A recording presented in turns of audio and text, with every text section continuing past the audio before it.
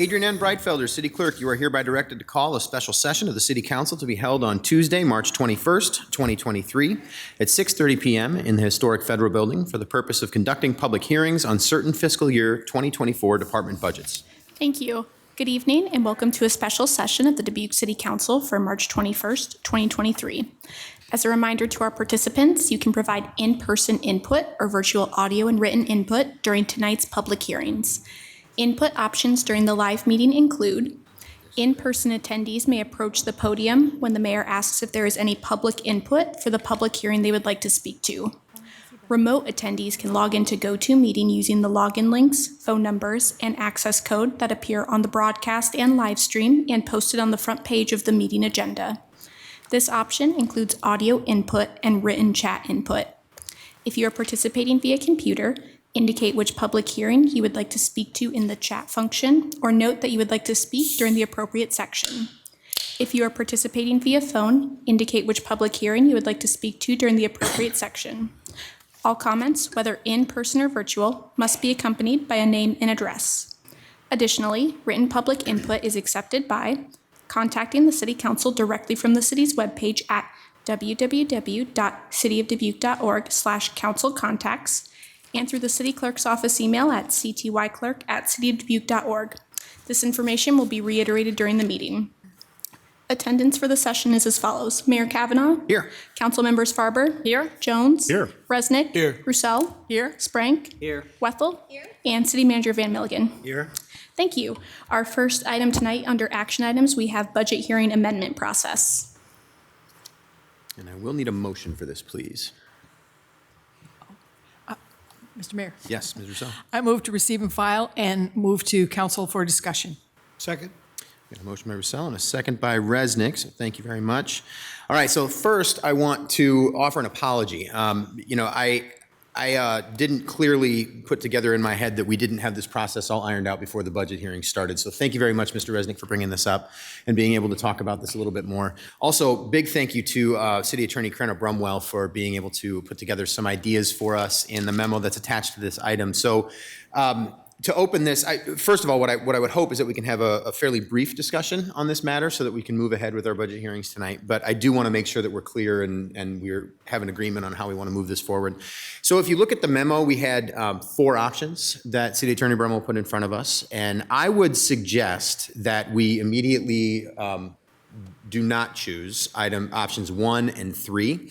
1 is where basically any one of us could pick any item we want and hold that for separate discussion. Then we just kind of have to do that for the rest of it. I mean, that basically allows any of us to hold every single item for separate discussion. Seems a little dangerous to me. The third item is that we would do that at the end of every single budget hearing evening. Given how long these budget hearings tend to go, I think it would probably be best if we tried to be more efficient than that. So that leaves options 2 and 4. My suggestion is I think we can do this in a more informal manner with option 2, which is what we've generally done in the past, where we have one member says, I'd like to hold an item for separate discussion. We hear that member out, and then we take an informal poll. And if 4 of us say yes, we will hold that item, then we hold it for the final budget hearing, which is Thursday night. The other option is that we make a formal motion. And we would make that formal motion, and then we'd have a vote.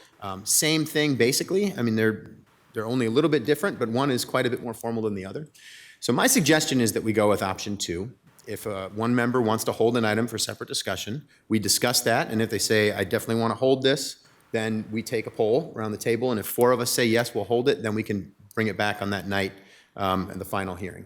The one thing I would point out is I don't think that keeps any of us from on Thursday night at the final hearing saying, hey, I still want to talk about this. Can I bring it back up and see if the council is still open to that idea? Ms. Farber. Yes, thank you, Mr. Mayor. I just, this is evening number 6. It is. Okay. Yes. So we did not have the opportunity in the previous 5 budget reviews to follow rule number 2. Right. So, and now that we're just making this decision now, would it be perhaps giving us a day to reflect and to bring that to the attention of the table maybe tomorrow? Well, what I would... Or on Thursday, depending upon that. But then does that give Mike and the staff enough time to make a consideration on Yeah. the budget. That's my only concern. Yeah, anything we add now, anything we have staff pull for separate, to look at separately now is definitely going to add work to the plate. I mean, that's for sure. And I think, to your point, I think we can do it tonight, tomorrow night, or Thursday night, be able to bring up something separate if we want to talk about it. I think we all know the pros and cons of doing so, but I would offer that these discussions are free-flowing enough that if at any point in time in the evening, you decide as a council member that you would like something to be held for separate consideration in this budget, you should say so. I don't think we need to keep you, I don't think you need to only say that during the time of the budget hearing on that specific item, I guess is what I'm pointing out. I just don't think that we should hold ourselves to that. We just shouldn't, we should be more flexible than that is what I'm saying. Right, and I understand that, and I thank you for that thought. The only thing is that it takes us time to kind of organize our thoughts too, and especially for those first 5 sessions, so. Yep, yeah, definitely. No, I see your point. Other thoughts, Mr. Jones? Well, I agree with you that option 2 is what the council's historically done, whether it's the best option or not.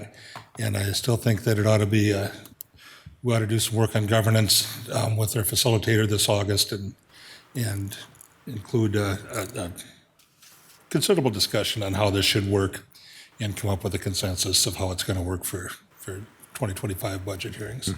Yeah, I agree. I think that's a really good idea. But I think we can get through this budget using option 2, and I think we've got a lot of options, including, I would suggest that if any members have an issue from the previous 5 hearings, that they get brought up tonight or tomorrow at any time, in between, during, whatever, and we can apply that consensus test and give Mike some direction for Thursday. Yeah. Yeah, and I'm open to, I mean, given the fact that we're talking about this now, I'm open to, at the end of tonight, take a few minutes if there's something you wanted to talk about. Same thing tomorrow night. I think that makes the most sense. Great. Yeah. I haven't really seen much of an appetite to, other than a little piece here and a little piece there, that's going to generate much discussion, frankly. Yeah. Other thoughts?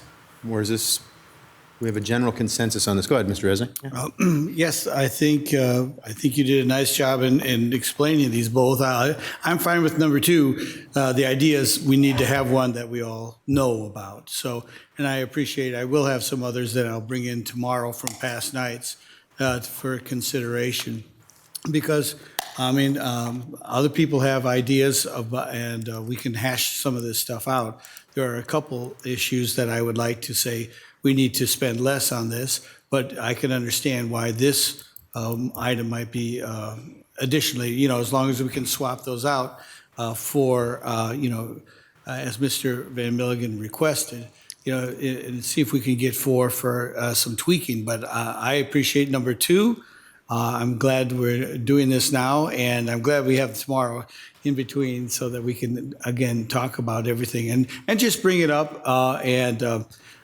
And the expectation is probably that it won't happen, but that's all right. Let's bring it up, talk about it, say why it's important to us individually. If it doesn't pass 4, that's how it goes. I'm fine with that too, because that's our system. So I appreciate the suggestion for number 2. I agree. I have another question for Mr. Van Milligan after this discussion, if it relates to it, but I know you want to check in with other people. Thank you. Any other ideas, or are we generally in agreement? Go ahead, Ms. Wethel. I'm fine. I actually was prepared, the item that I had spoken briefly about the other night, I am prepared to discuss it tonight, so I'd be happy to do the trial run this evening at the end of our conversations with staff and presentations, if there is time. Okay, yeah. Well, we'll make time at the end of the evening for sure. Super. And I have one too. Okay, all right. So make sure I don't hit the hammer then at the end. Just make sure that you stop me. Okay, perfect. Any other thoughts on this? Oh, then, Mr. Resnick, back to you. Then you had a question for Mr. Van Milligan. And so, Mr. Van Milligan, you mentioned that it was going to be difficult at that point in time early because of all the shifting sands. That if you were going to talk about whether or not we are able to continue with our debt reduction plan as is, and also the reserve. And I think you mentioned that we will continue with our same healthy reserve, like 22%. But you were uncertain about when it finally came down to it, whether or not we were able to continue our debt reduction plan, which I think is very important, has been very good for us in many ways.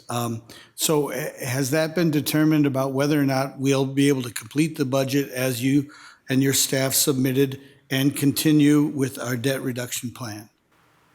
Yes, and you'll get the final information in Thursday's night presentation at the final budget hearing. But generally, the way it works is fiscal year '24, we will be able to meet the debt reduction strategy of not issuing more debt than is retired. But the CIP that we're recommending doesn't achieve that in fiscal year '25 or fiscal year '26. It does go back to achieving it in the future 2 years of '27 and '28. It's driven by several reasons, but to isolate one, well, we're looking at accessing federal and state programs that require us to issue debt that would be forgivable, some of the debt forgivable, and benefit things we would like to accomplish. So, for example, the idea of a federal program that's going to be administered by the state to help low-income people replace the lead service lines that they have at their homes. That initially starts out as debt, and then assuming you do the program correctly, which of course we would, 90% of the debt gets forgiven and 10% doesn't, and so that 10% stays on your books. So that and some other initiatives that we're trying to accomplish, while in FY24 we would achieve that, not issuing more than we retired. In 25 and 26 we wouldn't. And Jennifer, in '24, is it basically even?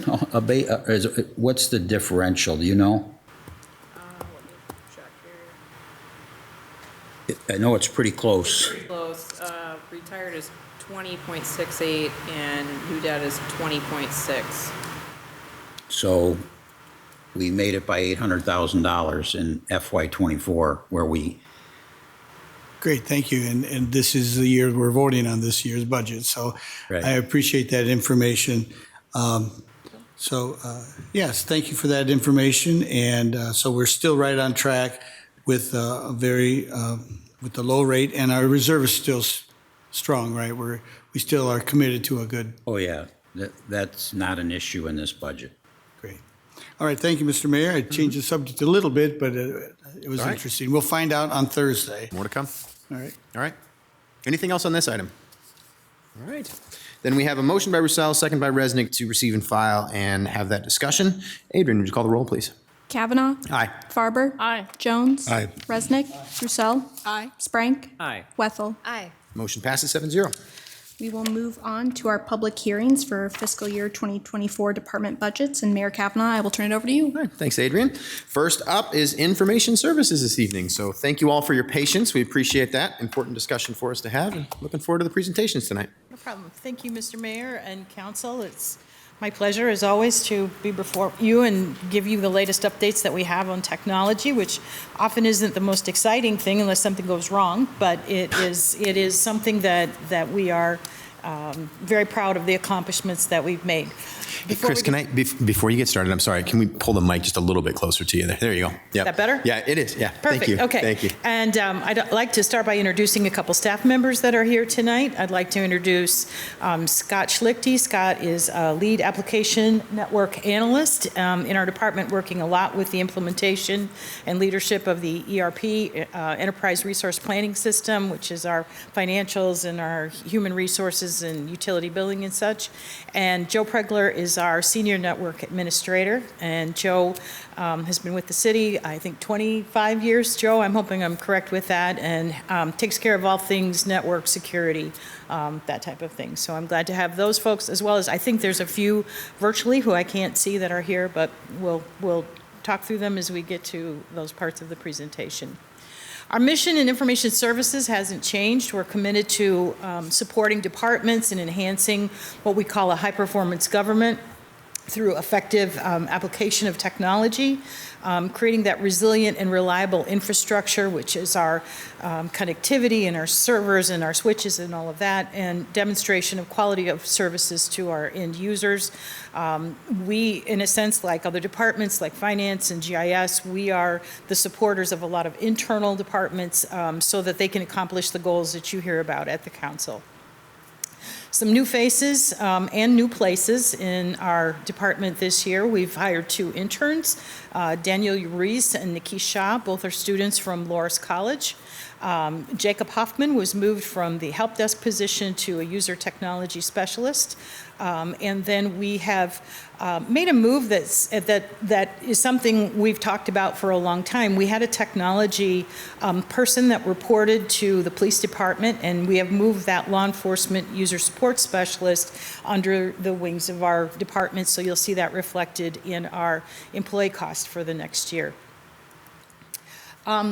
One of the things that we intentionally worked on too last year and have continued to implement this year is more of a intentional look at 4 areas that we support in information services, which would be the network administration and cybersecurity piece. Again, all of our connectivity, all of our threat prevention, patching of servers, those type of things. And then created 2 groups intentionally for public safety support, which is police, fire, emergency operations, and enterprise support, which deals with a lot of the day-to-day, break fix, troubleshooting, help desk, as well as things like implementation of new software like the ERP system. This is our organization chart. We are 13 full-time equivalents in this budget. And you will see 3 vacant positions, although all of those positions either have an active offer that's out there in the process of being negotiated, as well as 2 that are, I guess you'd call it in the hopper with human resources as a recommendation. So that would be the senior chief security officer, there would be and then 2 help desk people that we're looking to hire. And I think when we look at how this overlays then with the functional areas, this graphic gives you an idea of which people then, and there is an overlap between the network administration and cybersecurity group, but then there are intentional staff members that are segmented to do that work for public safety and for enterprise support. One of the things that continues to be a priority in the city of Dubuque is creating an equitable community of choice. Through planning partnerships and people under the areas of resiliency, sustainability, equity, and compassion. We really look at that resiliency area as a place that we can make a difference in terms, as well as equity, in terms of how we can support that, in addition to supporting all 4 of those areas under the support of all departments. So specifically, I want to talk about one of the 3 pillars of equity that we talk about, digital equity, which would be the first pillar of affordability. After the coronavirus, I think it became absolutely front and center that, not only were folks having issues with paying their bills and had some economic stress, but also that their ability to work online, their ability to connect online, whether it was from a health perspective, an economic perspective, work from home, social, cultural, in that kind of connectivity became key critical. And even after the pandemic has sort of moved into another stage, this piece did not go away. And whether we're talking about education or whether we're talking about our residents, digital equity is a place that I think that we have some ability to move the needle. And the first is that we've done some work with the ACP program or the American Connectivity Plan.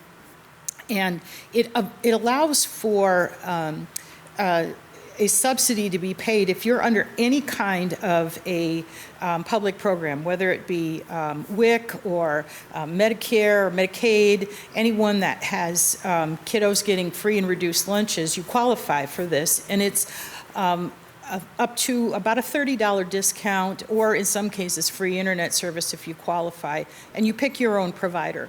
So the numbers that we track on this, in fiscal year 22, 341 households we tracked signed up for this. And then almost double in fiscal year 23 of 681 households served. And one of the interesting things that continues on the site, acp.cityofdubuque.org, is of those that visit the site, about a third of those go on then to actually sign up for a program. So when you look at web kind of statistics, that's a pretty major and a pretty positive one, that generally you're lucky if you get something in the 4 to 5%. So this is giving folks an on-ramp to the federal program that then allows them to sign up. So when we did the math on this, and let's say we're saving about $30 a household a month, doing that particular math, that puts $244,800 back into the economy of Dubuque. And so I think it seems like, so what, $30, but when I look at what that impact is even on 681 households, that makes a big difference in terms of moving the needle for digital equity. And the other way that we look to really move the needle is leveraging on what we call our broadband partnerships. In addition to affordability, we talk about availability, which is when we see that I have this particular type of technology that's available within my neighborhood. And so that what we're doing with that then is leveraging those network investments that we've made as a city and partnering with private companies into public-private partnerships, as well as that availability then translates into a better accessibility, which means I really can get the gig speed. And again, we'll talk about this a little bit more in subsequent slides, but that's another part that I think we have, again, some responsibility and opportunity really to look at a little deeper as a city. So when we defined our public-private partnerships, and I've come to you with quite a few agreements in the past year that have different project statements where we're doing sharing, but it basically means working on that last mile of fiber optic conduit capacity, and in a few cases actually leasing fiber for the city, as well as leveraging on existing builds so that we can get additional fiber optic within areas that we have desire for, such as we've got a goal of getting all of the sites that were on the iNet, which was the ancient cable franchise agreement that allowed for dark fiber to be laid in different places, that this allows us now to replace that with our own fiber.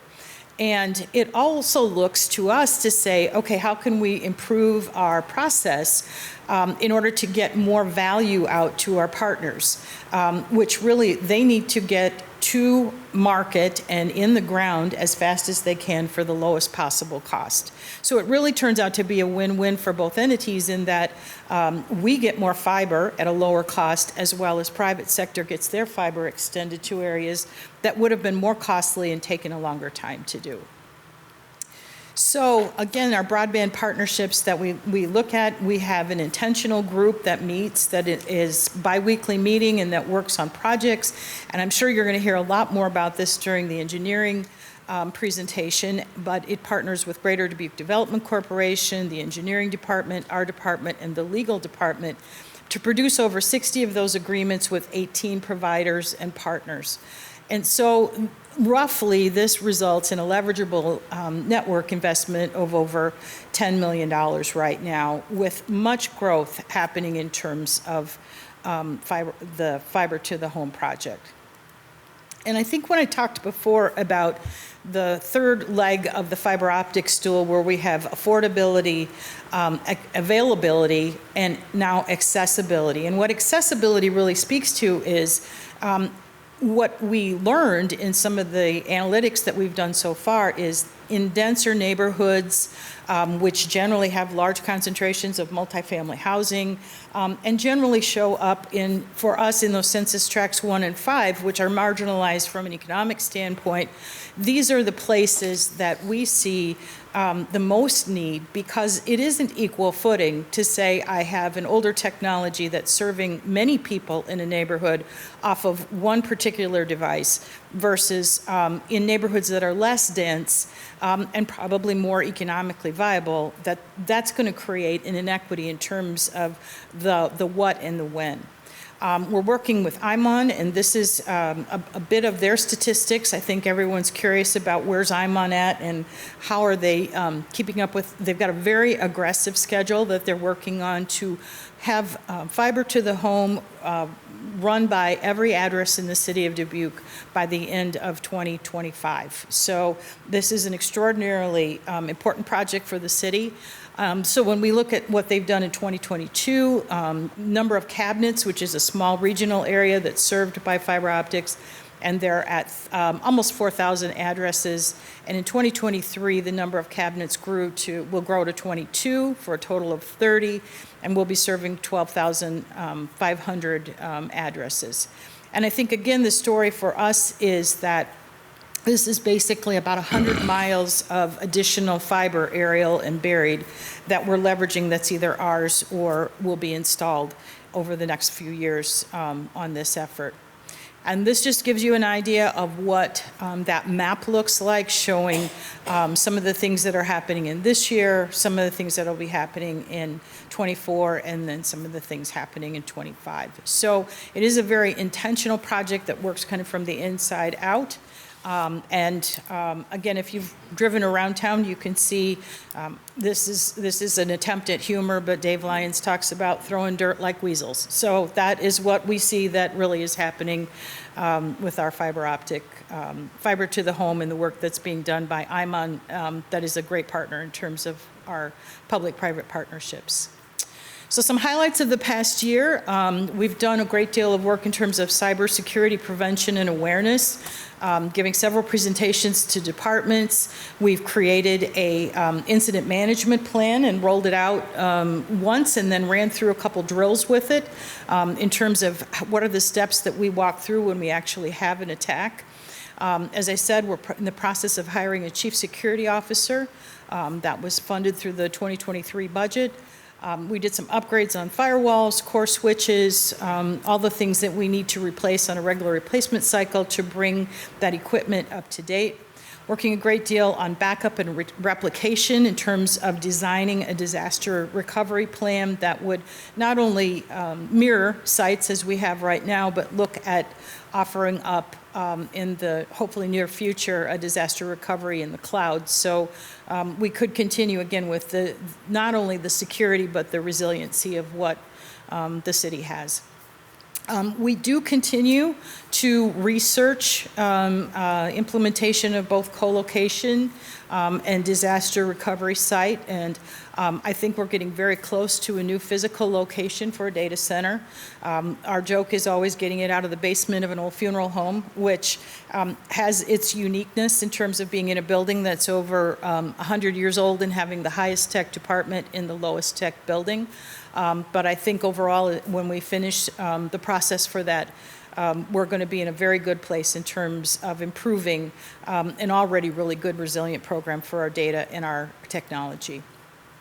Again, when we look at those areas of things that we support and functional areas, application support and support is continued with probably one of the biggest projects our department, the finance department, human resources department, any of the internal departments have worked on in terms of implementing the ERP system.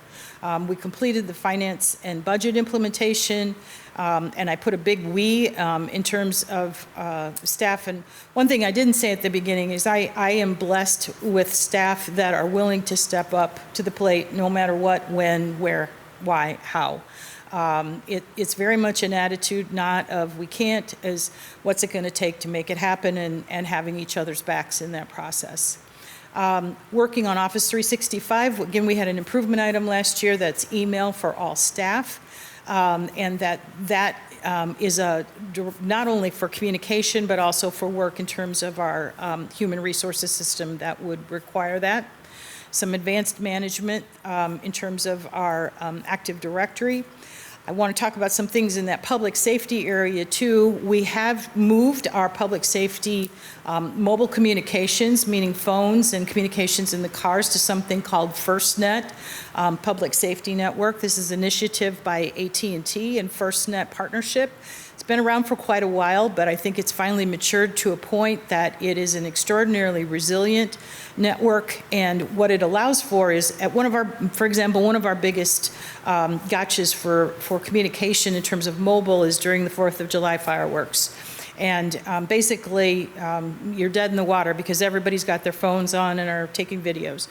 What FirstNet does is they not only run on their own network, but it's a preemptive type of network that allows for both voice and data to have that preemption over users that are in that kind of situation. So it's been a very smooth transition to that, and we continue to see improvements that they're making across the state of interoperability of agencies that leverage that. We've updated body cameras too that allowed for some storage in the cloud, continue on that regular replacement cycle of hardware. We have now officially rolled out a design for work from home and hybrid work for our employees and support that, as well as, again, continue to track issues and tickets and in process for hiring those additional help desk personnel. Future initiatives, again, we've talked about public-private partnerships and the work that IMON is doing for fiber to the home and our digital equity initiatives, and continuing to push the needle that folks can have that access in addition to affordable and available internet services. And also some of the opportunities that the American Rescue Plan offered us. We're doing a real inventory of what sites do we need to get fiber to. And we've identified well over 200 sites that are within that project to try to get some of those funds to go as far as we can to make that happen. Moving on with the ERP system for human resources management and utility billing, continuing to leverage Office 365 for collaboration. And in the next year budget, you will see some things for replacing our public safety software. Again, never to let any dust settle under our feet. We'll do the ERP and then we move right into public safety. And then continue again our emphasis on network and cybersecurity with security risk assessments and response, working on that disaster recovery implementation, as well as continuing to enhance our security architecture. Our budget this year in terms of tax support is about $1.4 million, and this is an impact then on the average homeowner of about $20.71 based on that average home value. Some recommended improvement requests in our budget. Additional core switch for what we call our core stack. Core stacks are those kind of controlling hub, I guess you'd call it a hub at different locations. As we add more sites and more users, we run out of ports. And so that's really what that is about in terms of creating a resilient stack that's got available ports. Some additional security software and tools for doing additional monthly scans. Some training using an online technical-based training system, as well as getting the training and the networking and all the things that need to happen with the Tyler ERP system by sending 3 staff to that. And one of the things that Information Services has adopted in the last year is support of all of our media rooms that are doing telecommunications and doing any of that type of hybridized kinds of meetings. And so those projectors are something that we evaluated that we would need to replace. In terms of our capital improvement projects, as I said, one of the more important things that we do in terms of, it's actually not only to keep the computers running and all of the hardware, but it also keeps us secure in terms of keeping things on that predictable replacement cycle. And then in fiscal year 24, the other item is continuing to work on some funding for data center and putting some dollars forward for that. And our performance measures are in 3 areas. Again, the first objective is about high-quality technical solutions and support tying directly back to our mission statement, and this is really about our overall uptime. We talk about 4 nines, so that means we're up 99.99% of the time, as well as continuing that process of updating all of our servers. Solutions and services that leverage and maximize what we always have, so we plan intentionally for growth, training, and having intentional downtime for patching servers, things like that. And then again, making sure that our intrusions that are inbound, we have them blocked in a number of places, as well as viruses. And so we take a very proactive approach to that before it ever hits the desktop. We are actively applying that as well as monitoring. So with that, I thank you, and I open it for any questions that you might have regarding our budget or our operations. All right. Well, thank you very much. Well, we are on a public hearing to consider the information services budgets. Do we have any public comment this evening? I see no one here. Anyone virtually? No virtual comments. And no input received. All right. Back to the table then for any discussion and questions. Mr. Ms. Mayor. Farber, go ahead. So thank you very much, Chris. And I noticed that we're still working on the ERP implementation, so thank you and your staff. I know that's just a huge undertaking because it's a massive project, and it looks like it's going very well, so thank you in advance for the completion of that. I did have a couple of questions. Wanted to know, last year we had talked about the cybersecurity insurance. And I know as the technology enhancements are improving, that basically our asset base is probably improving, and especially if we are able to get a web hosting center and some other things for the cybersecurity, if you will, for the redundancy of our network, which is really key to public safety as far as I'm concerned. That should be just a priority above the priorities there. What can you share with us about what it is that we have? And is it still in process in terms of the policy and the premium and the capabilities so that we have funding in the event of a disaster? Sure. You would see the cybersecurity insurance under the larger security or insurance piece that would most likely come from the finance department, I think. But we carry $1 million in cybersecurity insurance, meaning that should an incident happen, that's the amount of money that we have applied in terms of directly compensating for any loss that we would have in remediation, which means mostly like a call center or something like that gets set up for those type of things.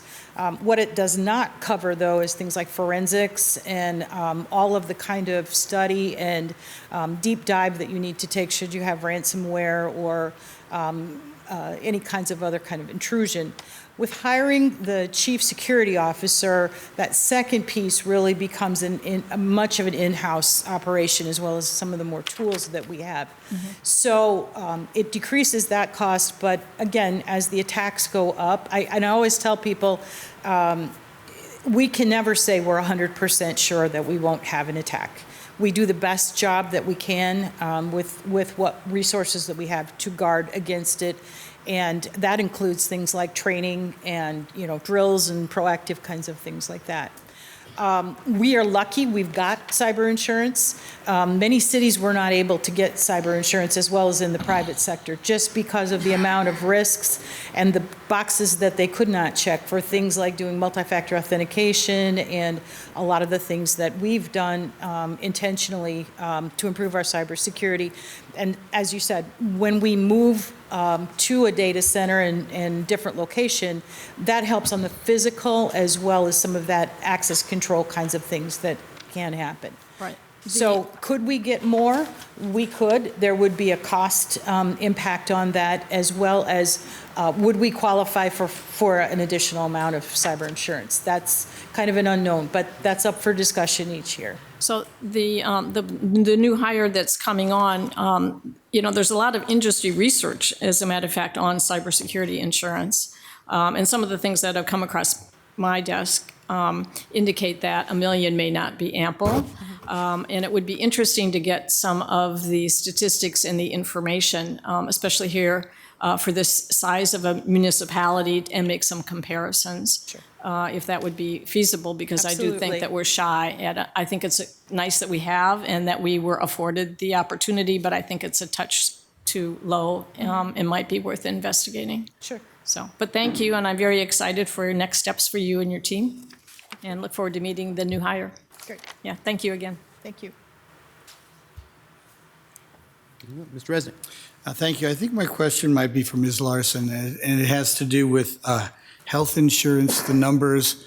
The departments have a variety of different numbers as far as, like the water department has a 7% rise over 4 years. In the health, 61,510. So account number 61,510. The water department's over 4 years gone up 7%. Public Works 8%. And the Water and Resource Recovery Center is $0. There's no dollars even in that category. And then this category, in this department, we're going from, in 1 year, we're going from 150 to 174,000. So that's quite a bit more than 7%. So how does that all work? Sure. Good evening, Jennifer Larson, Chief Financial Officer. So the amount budgeted per employee for fiscal year 24 is the same per employee. What will differ year to year is if the number of employees changed in each department. So that would be the case in Information Services in the Water Department. I didn't get a chance to look at Water and Resource Recovery Center, but if there was not a change in health, most likely there wasn't a significant change in their number of employees. I see. That extra person makes a big difference. Right. I see. It would increase the amount of health insurance budgeted. And I'm just looking at the water resource. I know this later, but they have $0. I just didn't know how that is. No, they would have health insurance budgeted. It's not. It's under not general, but it's in another category. I see that. You see a 6B employee benefits. Oh, it's under Fund 610. 610 instead of, Yep. okay. I see it now. Yep. Super. Thank you for that help. thank you. Thank you, Mr. Mayor. Any others? Ms. Weffel, go ahead. As part of becoming a member of City Council, I have the pleasure to meet individually with departments. I have to say that you were an incredibly impressive meeting for me. I felt like I walked out with a greater grasp of the enormity of your job. Thank you. So I appreciate all your staff. Thank you for what you do. And I don't think there's a way to fully express to citizens the importance of your role. So I hope that folks out there listening really do appreciate the quality and the caliber of our department. Thank you very much. Yeah, you're one of those departments that when you read about you in the news nationally, it's usually not good, is it? Yeah, and that's the thing. It's tough because you work so much in the background, but you are so integral to everything that we do. And we sincerely appreciate your attention to all the details that you have to attend to, you and your staff. We appreciate all the work you do, and thank you very much for your presentation. I don't have any questions for you. I think we're done with questions here, so we appreciate it. Thank you. With that, we will get ready for the presentation from the Water Department next. So we'll take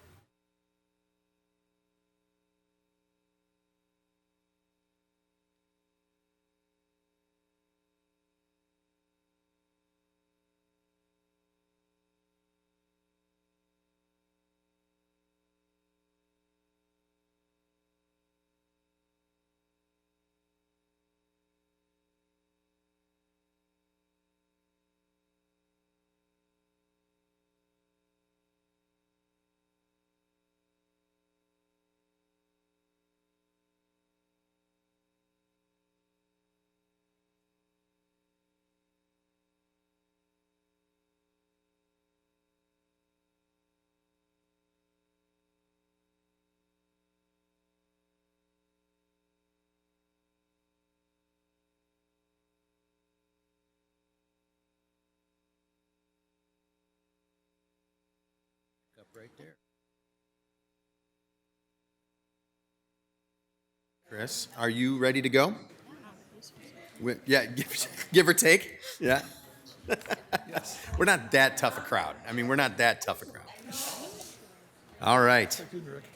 Well, with that, we will move on to the presentation from the Water Department next, please.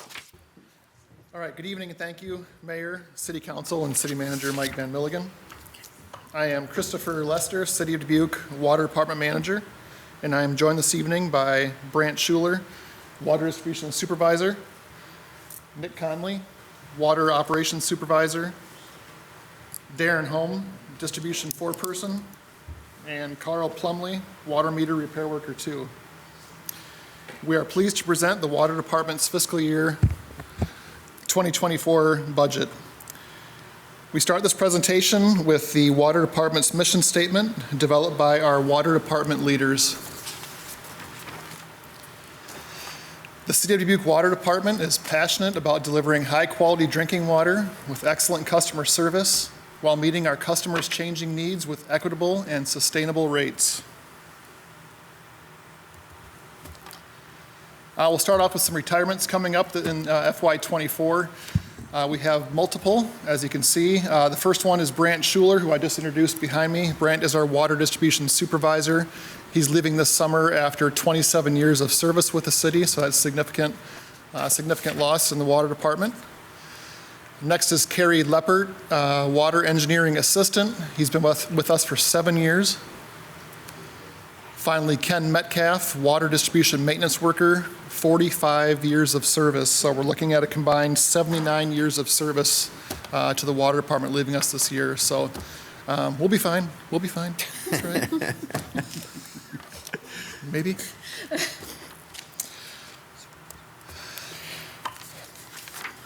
So we are excited to request the promotion of a water meter repair worker 2 to a water meter foreperson, and the addition of 1 water distribution maintenance worker position, both of which are recommended improvement packages. This will bring our department's full-time equivalent to 27.07. This collective staff are available to our more than 24,000 customers, 24 hours a day, 7 days a week, 365 days a year, treating our drinking water at the Eagle Point Water Treatment Plant and maintaining over 330 miles of distribution system and responding to emergency main breaks. Our staff seek to be highly qualified and educated in the current practices of water treatment and distribution. I would like to recognize some of our staff that have obtained their Iowa DNR certifications during FY23. While many of our department's positions require a Grade 2 certification, our staff seek to obtain their certifications as soon as possible in significantly less time than the Iowa DNR required time frame of 36 months. We also have staff obtaining higher grades than a Grade 2 certification. These folks continue to demonstrate a desire to learn and their commitment to providing excellent service to our community and the water industry. Each certification examination requires a significant amount of dedication to the industry, as preparation must be completed outside of working hours. The requirements for each level of certification include a specified amount of education and on-the-job experience. It takes time, education, and training before staff are allowed to treat our drinking water or excavate and work in trenches around water mains, sanitary sewer lines, and power lines. I believe it speaks volumes to the caliber of staff we have in the water department who are committed to being the best in their field.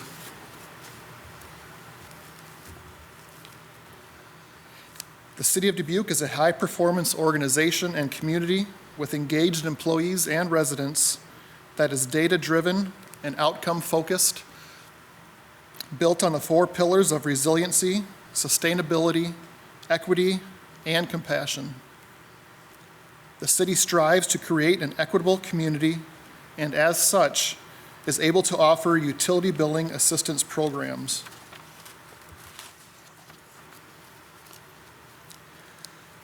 The reduced utility fee program was extended in fiscal year 2021 to include residents who applied for and were approved to receive a discount of up to 50% of the minimum water charge.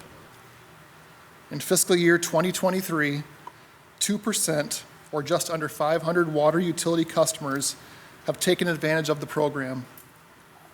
Total reduced fees for FY22 were $117,500, so that's significant savings there.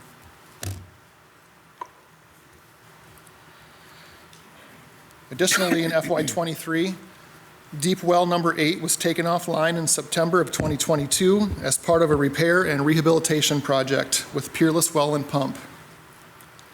The pump motor was found to be in poor condition and was recommended to be replaced with a new motor. The well pump was rebuilt along with the installation of 273 of new epoxy-coated column piping. The well was returned to service in February of 2023 with a pumping capacity of 1.5 million gallons per day.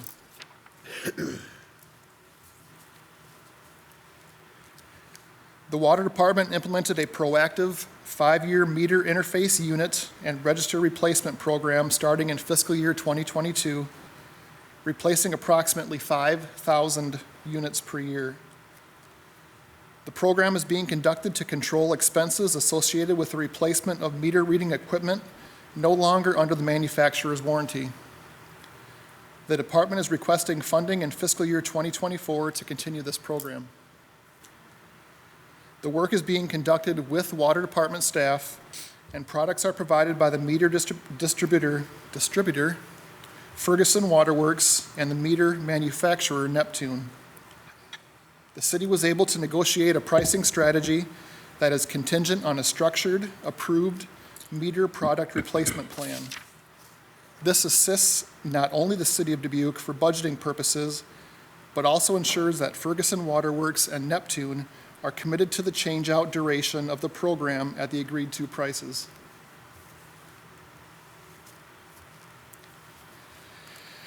The Water Department also provided economic development assistance to multiple projects in FY23. The water main extension along Kennedy Road was part of a development agreement, which also has the added value of making Dubuque's drinking water available to many other subdivisions and properties along Kennedy Road. This is an important service of the utility, supported by the Iowa DNR, in the event private well systems were to fail. Water main extensions to Silver Oaks near 151 and 61, Vintage Estates, and Rustic Point off of Derby Grange Road and Kennedy Road, and Stoneman Road near US 20 West were city commitments identified in development agreements to support economic growth and development in the region. Finally, the Kennedy Court Water Main Replacement Project. The 1983 water main had experienced 11 water main failures and had an active leak in 2022. The water main is approximately 600 feet long with 13 residential water services. The water main was identified as needing to be replaced versus repaired.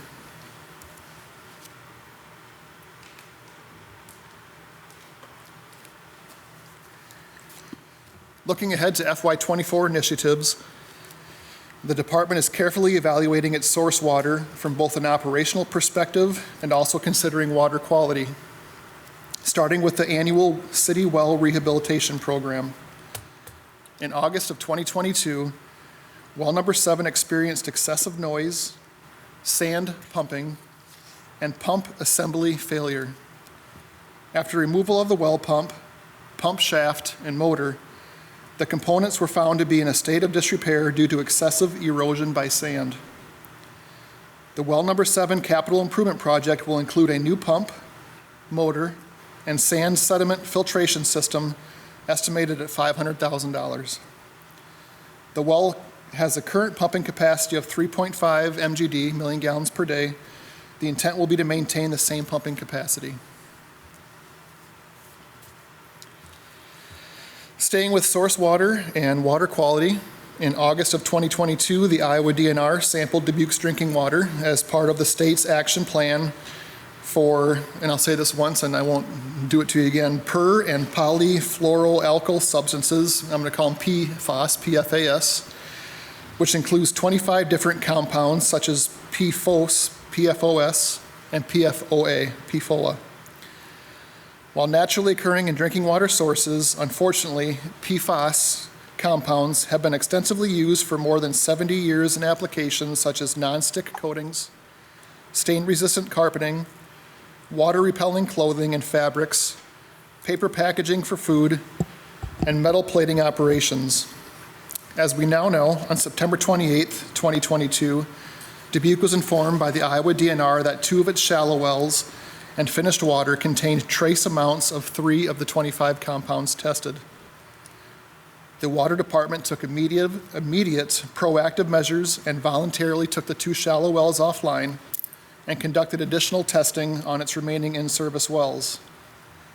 Dubuque also consulted with PFAS experts on treatment techniques and possible new water sources.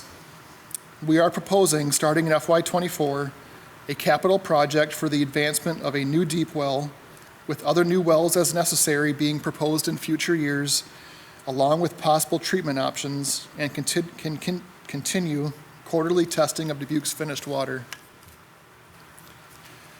On March 14, 2023, the EPA announced the proposed national primary drinking water regulation for 6 PFAS, including PFOA, PFOS, PFNA, Gen X chemicals, PFHXS, and PFBS. And I apologize if I read those words. It wouldn't make any sense. It'd be hard in your ears. The proposed PFAS regulation does not require any actions until it is finalized. The EPA anticipates finalizing the regulation by the end of 2023 calendar year. The proposed maximum contaminant level for PFOA and PFAS is 4.0 parts per trillion, and a new hazard index value of 1.0 is being proposed for the remaining 4 PFAS compounds. A hazard index value is unfamiliar, so further information will be forthcoming in the event the regulation goes into effect and is present on Dubuque's operating permit. The EPA is requesting public comment on the proposed regulation, and several staff from Dubuque will be attending the webinar and the public hearing on that to propose comments.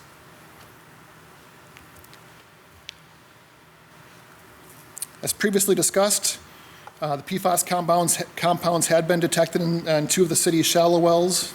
The average depth of Dubuque shallow wells shown here is 172 feet.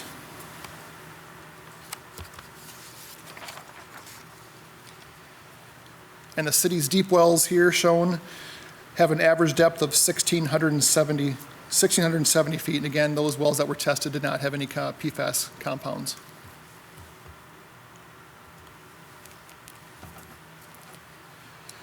A future initiative we are introducing this upcoming fiscal year is a multi-year lead service line replacement program, which would cover the replacement of an estimated 3,257 lead service lines in 4 phases. The first of 4 phases is programmed to begin in FY24, as shown in the department's upcoming 5-year capital improvement plan. Funding for this phase program is being made possible by the passing of the bipartisan infrastructure law, with monies going to the Iowa State Revolving Fund loan program available via the SRF application process. The state is offering 90% loan forgiveness in disadvantaged community areas determined by the census tracts shown on the screen. The state currently has $22 million available in the first year of funding and is said to be applying for additional monies in upcoming funding cycles, matching available bill funding through 2026. Following submittal and approval of a funding application, the city would have 2 years to complete the replacement of each batch or phased lead service line replacement. The first includes approximately 950 lead service line replacements, and again, this would be at 0 cost to the owner or tenant in a disadvantaged community census tract. This funding is going to be highly sought after and is on a first-come, first-served basis. And again, the first application of that PER and IUPs is scheduled to be submitted later this month.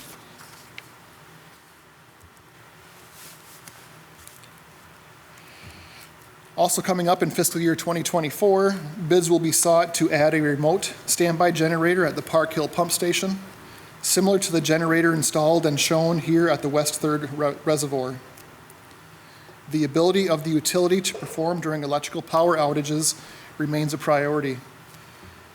Routine operation of the generator, along with routine maintenance, is performed to ensure they are ready when needed.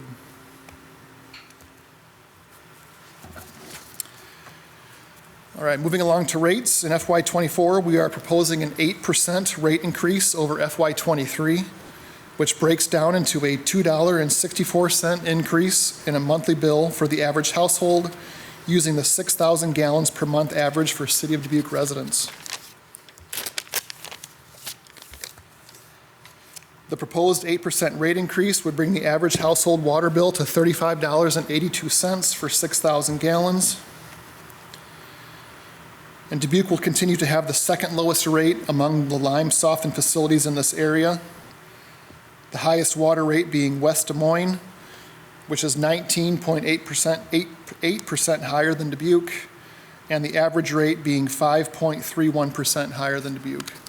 And again, that average rate is figured without Dubuque.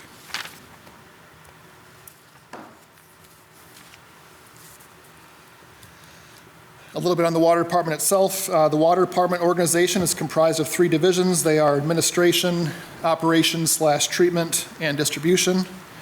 Administration oversees and is directly involved in things such as employee training and development, regulatory compliance, and capital improvement planning.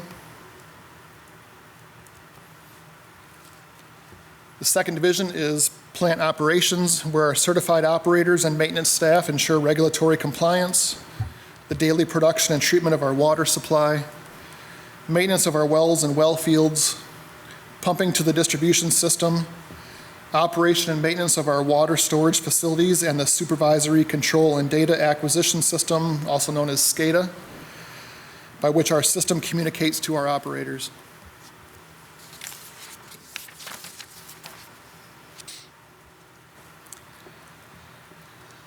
So the Eagle Point water treatment plant there shown is, excuse me, I have notes, obviously I'm reading from notes, you can't tell, I'm trying to liven it up. The current production and capacity at the Eagle Point water treatment plant ranges from 12.6 to 13 million gallons per day based on filter configuration with an estimated average well capacity of 16 million gallons per day. We keep track of peak day demand at the plant 2 ways. One is during routine operation, and the second is peak demand during a main break, as each pressure zone and main break can create a different peak demand at the plant and changes how the plant is operated. The highest peak day demand during routine operations was in June 2021 at 9.31 million gallons per day, and the peak day demand during a main break was in November of 2016, measuring 10.7 million gallons per day. We continue to average approximately 7.0 MGDs average, going out of the plant. The water department is currently working with Strand Associates out of Madison, Wisconsin on a water treatment plant condition and process assessment project. The assessment includes taking a close look at the physical condition and structure of the plant, as well as the process in place to treat drinking water. The plant has been modified and expanded several times since its acquisition in 1900, with the last significant improvement completed in 1979. Strand Associates will provide a final detailed analysis along with improvement recommendations following their evaluation of the current plant and its capacity in relation to how the facility will continue to treat current and peak demands and accommodate future growth and the water demands associated with that growth.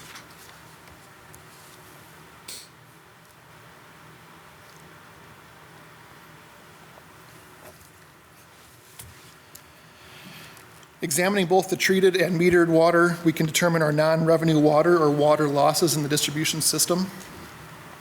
Looking at the graph on the left, we can see that in FY22, we treated just over 2.55 billion gallons of water and measured or metered approximately 2 billion gallons.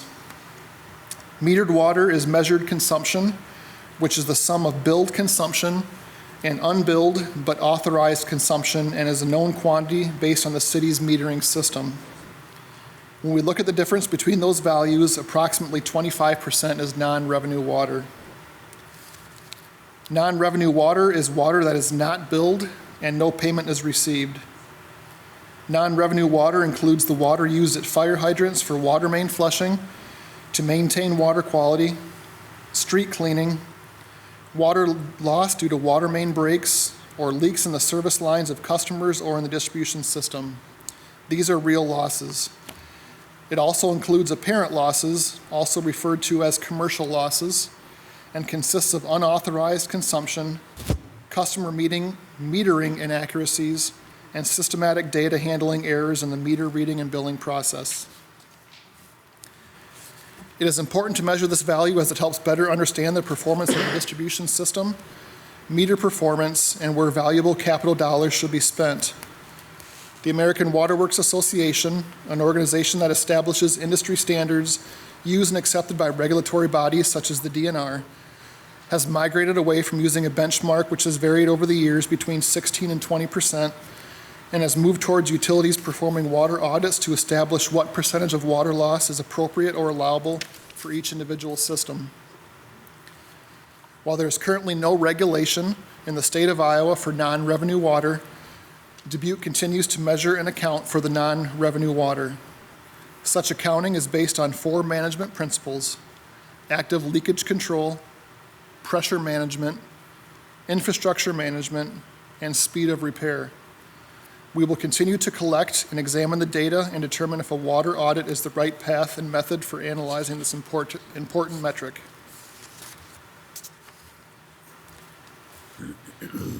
The final division is water distribution. The city must operate and maintain over 330 miles of water main, ranging in diameter from 4 inches up to 30 inch, 8,041 public control valves, 2,622 public fire hydrants, and over 24,000 curb box valves with a 6-person distribution crew and 1 4-person.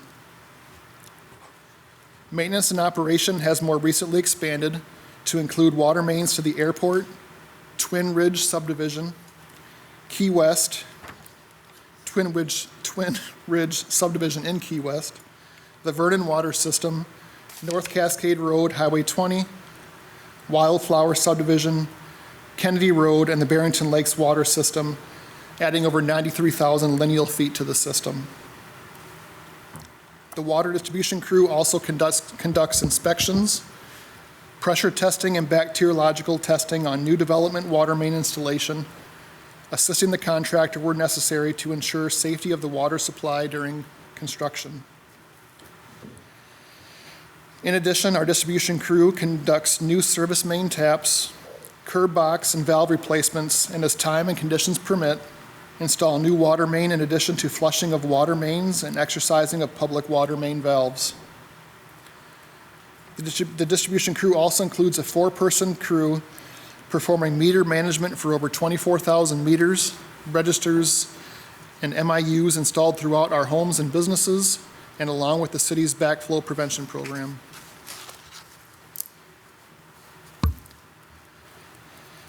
So looking at the main breaks here for FY23, to date we're at 65 main breaks. That's down significantly from FY22. Main breaks can result from conditions such as freezing and thawing conditions of the ground, water hammer, corrosion, or aging. For reference, the winter of 2013-2014 was extremely cold, and there was a frost depth reported ranging between 4 to 6 foot deep. That year, we recorded 57 private water service lines and 137 main breaks. This winter has been mild, but operations staff have also made changes and are more aware of how adjustments impact the distribution system. Maintenance staff have made adjustments to automatically closing valves to allow for more water volume to move throughout the system before closing, which in turn would have caused water hammer spikes. Plant operators have made changes to how pumps in the system are turned on and off to also help prevent water hammer spikes. It is a combination of both physical adjustments and the operator's diligence that we believe have helped reduce the number of main breaks throughout the system. So that's a pretty significant decrease in main breaks. So for water distribution on the service taps, to date, we're at 67. New connections are also known as service taps. These funds are used directly for the installation of new services installed by the city's water department distribution crews. New connections result from community growth, such as new housing, businesses, and industry.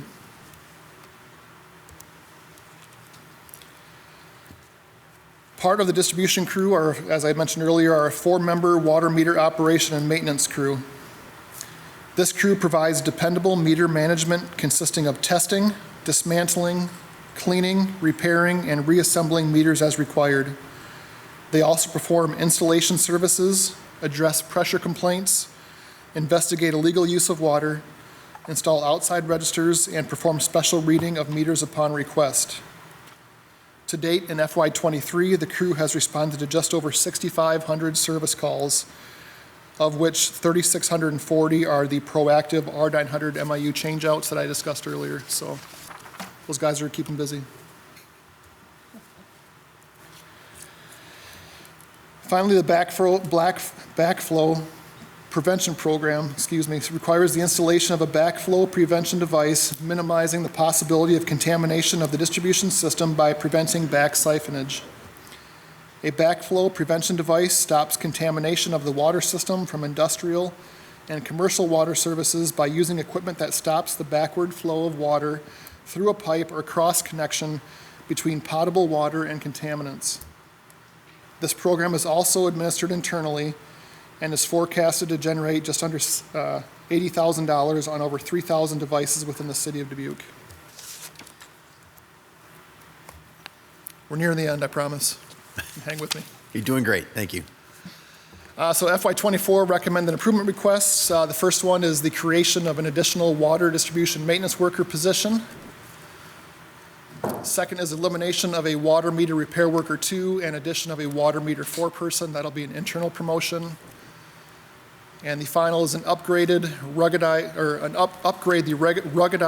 cell phone to a smartphone for the Eagle Point water treatment plant operator, which is staffed 24/7, 365.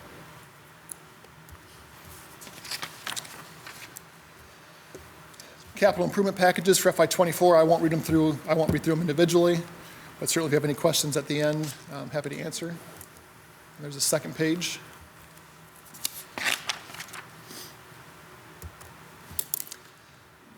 Performance measures, as I talked about, goals that are definitely improving, and two of these goals were in the needs work last year, the number of breaks per 100 miles of pipe, and therefore the O&M costs for water distribution per 100 miles of pipe. Those are improving just from last year, as you see.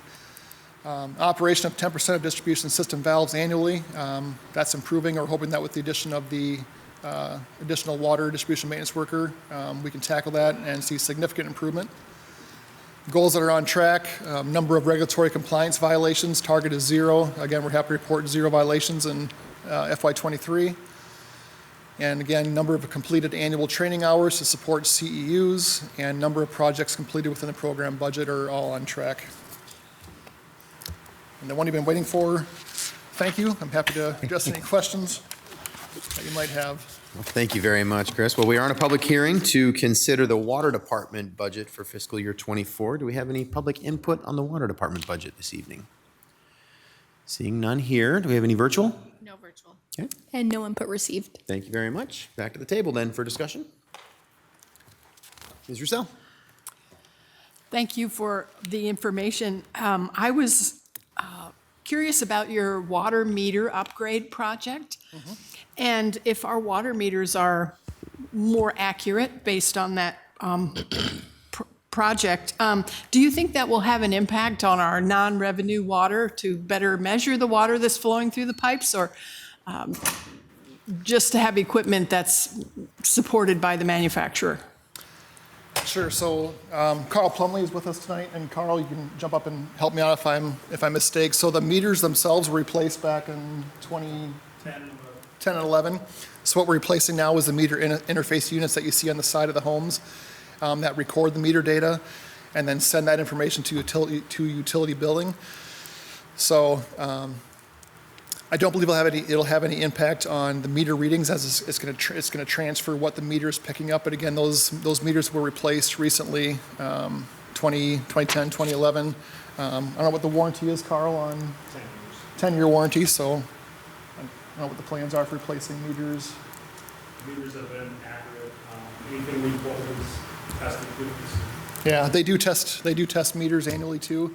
A certain number of meters, large meters and everything to make sure things are in compliance. And so far Everything's tested. yeah, everything's been testing internally, or testing fine within the threshold. Okay, well, and I also just wanted to mention that I was impressed by the list of certifications that your employees got this year. I think that really says something about employees taking the initiative to get that certification, because the work that you do is so important. We all depend on, we're going to turn on that water and it's going to be there and it's going to be great. And it's, so we appreciate the extra efforts that all of you do to make that happen. Thanks. Yeah, thank you for that. Tremendous staff. I mean, that's just a list of people that had upgraded. To show everybody that has grades would take several slides, but yeah, they're a tremendous group. Mr. Resnick. Yes, thank you.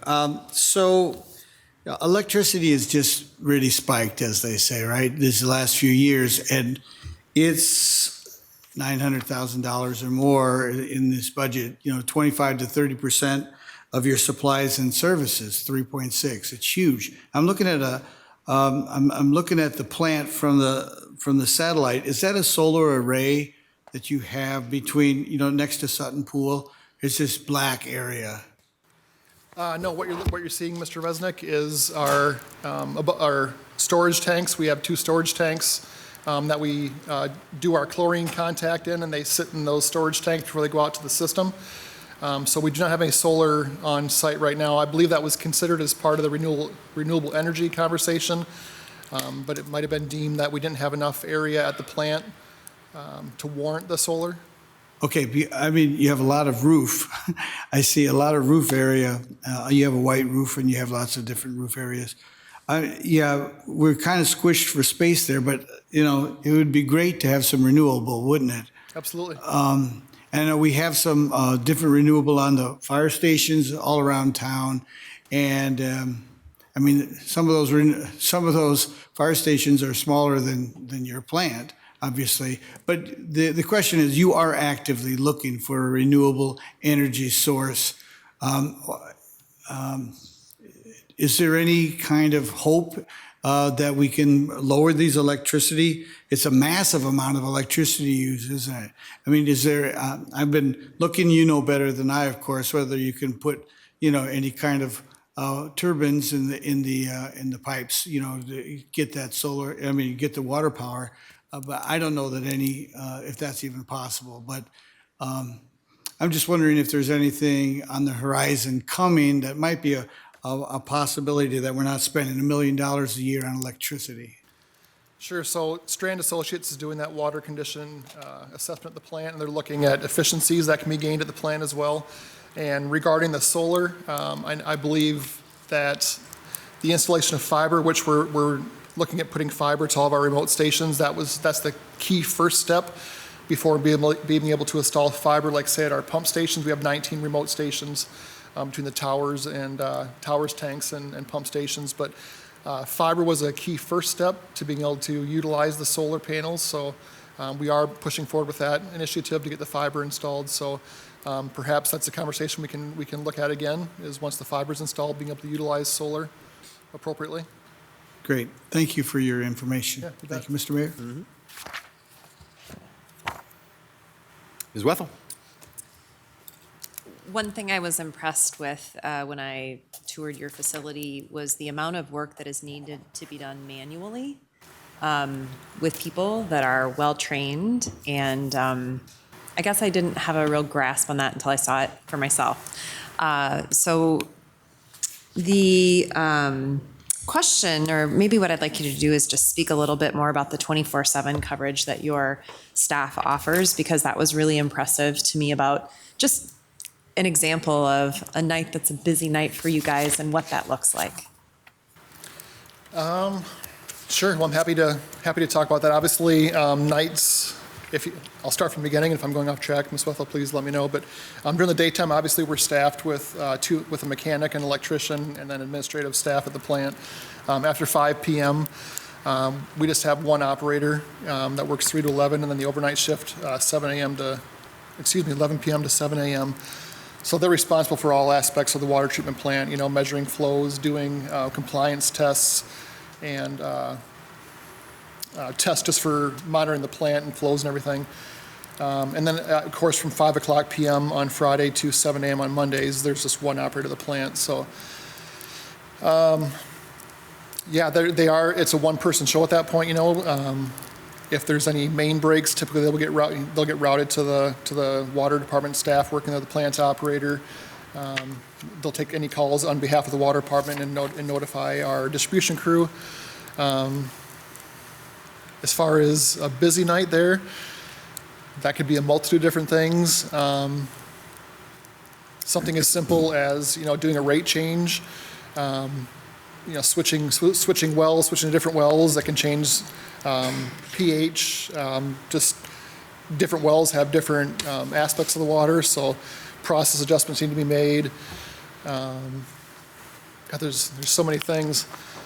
And on top of that, like say if there's a main break, the standard operation of the plant is going to vary. If you have a massive main break that's hemorrhaging water out in the system, that operator is communicating with the distribution crew out there, trying to maybe route water away from that main break or to pull water towards it, but they're constantly on top of their regular duties. They're working with the distribution crew to make adjustments to the plant to either push water away from that or make whatever adjustments are needed. So,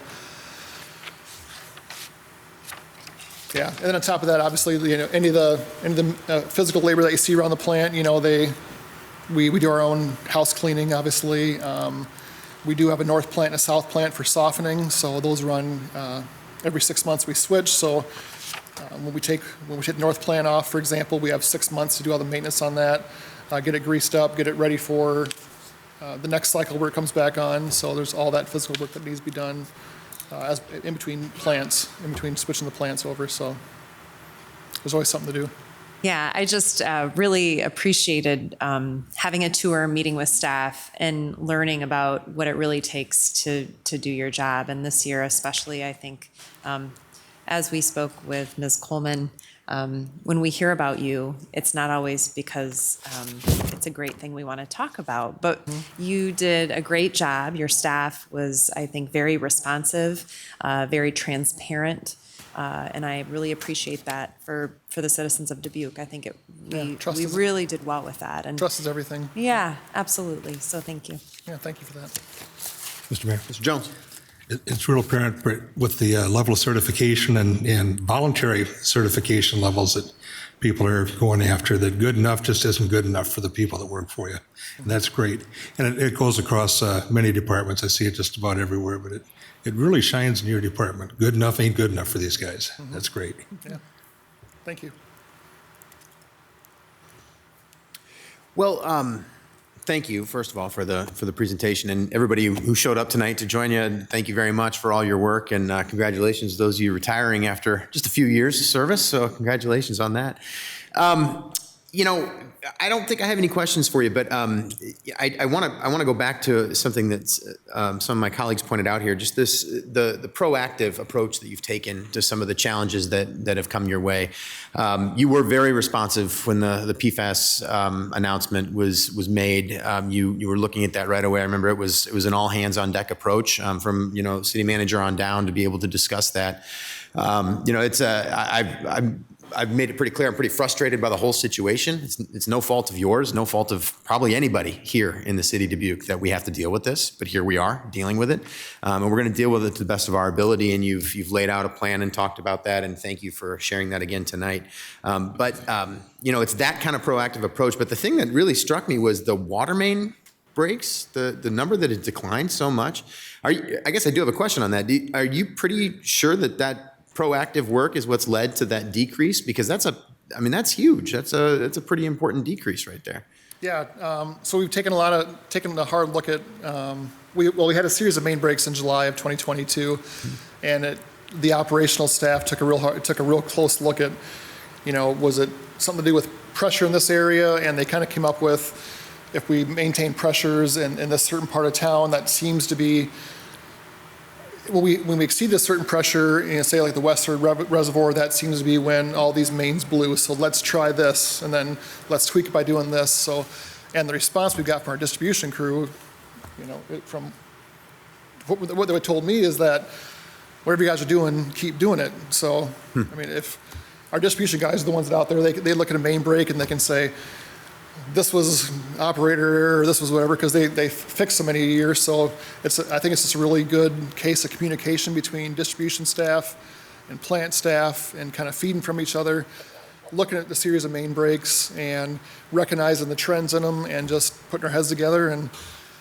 I'd like to think it's more than just a mild winter, but like I said, getting compliments from the distribution guys saying whatever you're doing, keep doing it, is pretty good proof that what we're doing is helping. Yeah, and I think that's really important information for the public to understand too. I mean, for those of us that, our understanding of the water system is turn on, turn off, and water comes out or shuts off, right? I mean, it's really important for us to understand that it's not just the fact that we're an old city with old water mains that are just going to break all the time and we have to kind of deal with it. There are some things that we can proactively do while also continuing to aggressively go after the funding that we need to replace some of that old infrastructure that we have. But I'm just really impressed by that. I mean, what I'm hearing from you is that, and in all the responses we've had to the challenges that you had this past year, I've heard a really proactive approach in trying to really attack this and figure out how we can continue to provide the very best service as possible. So, and that's all these guys. Thank you. So yeah, it takes a team I get for to come sure. up here and stumble through a presentation. Actually, really enjoyed your presentation, Chris. So thank you. I get paid, so. Yeah. Well, I think that's all we have here. So we will move on from. Thank you very much again for the presentation. We're going to take a 3 or 4 minute break, and then we will come back and start the Water and Resource Recovery Center. All right, we will start back up here again.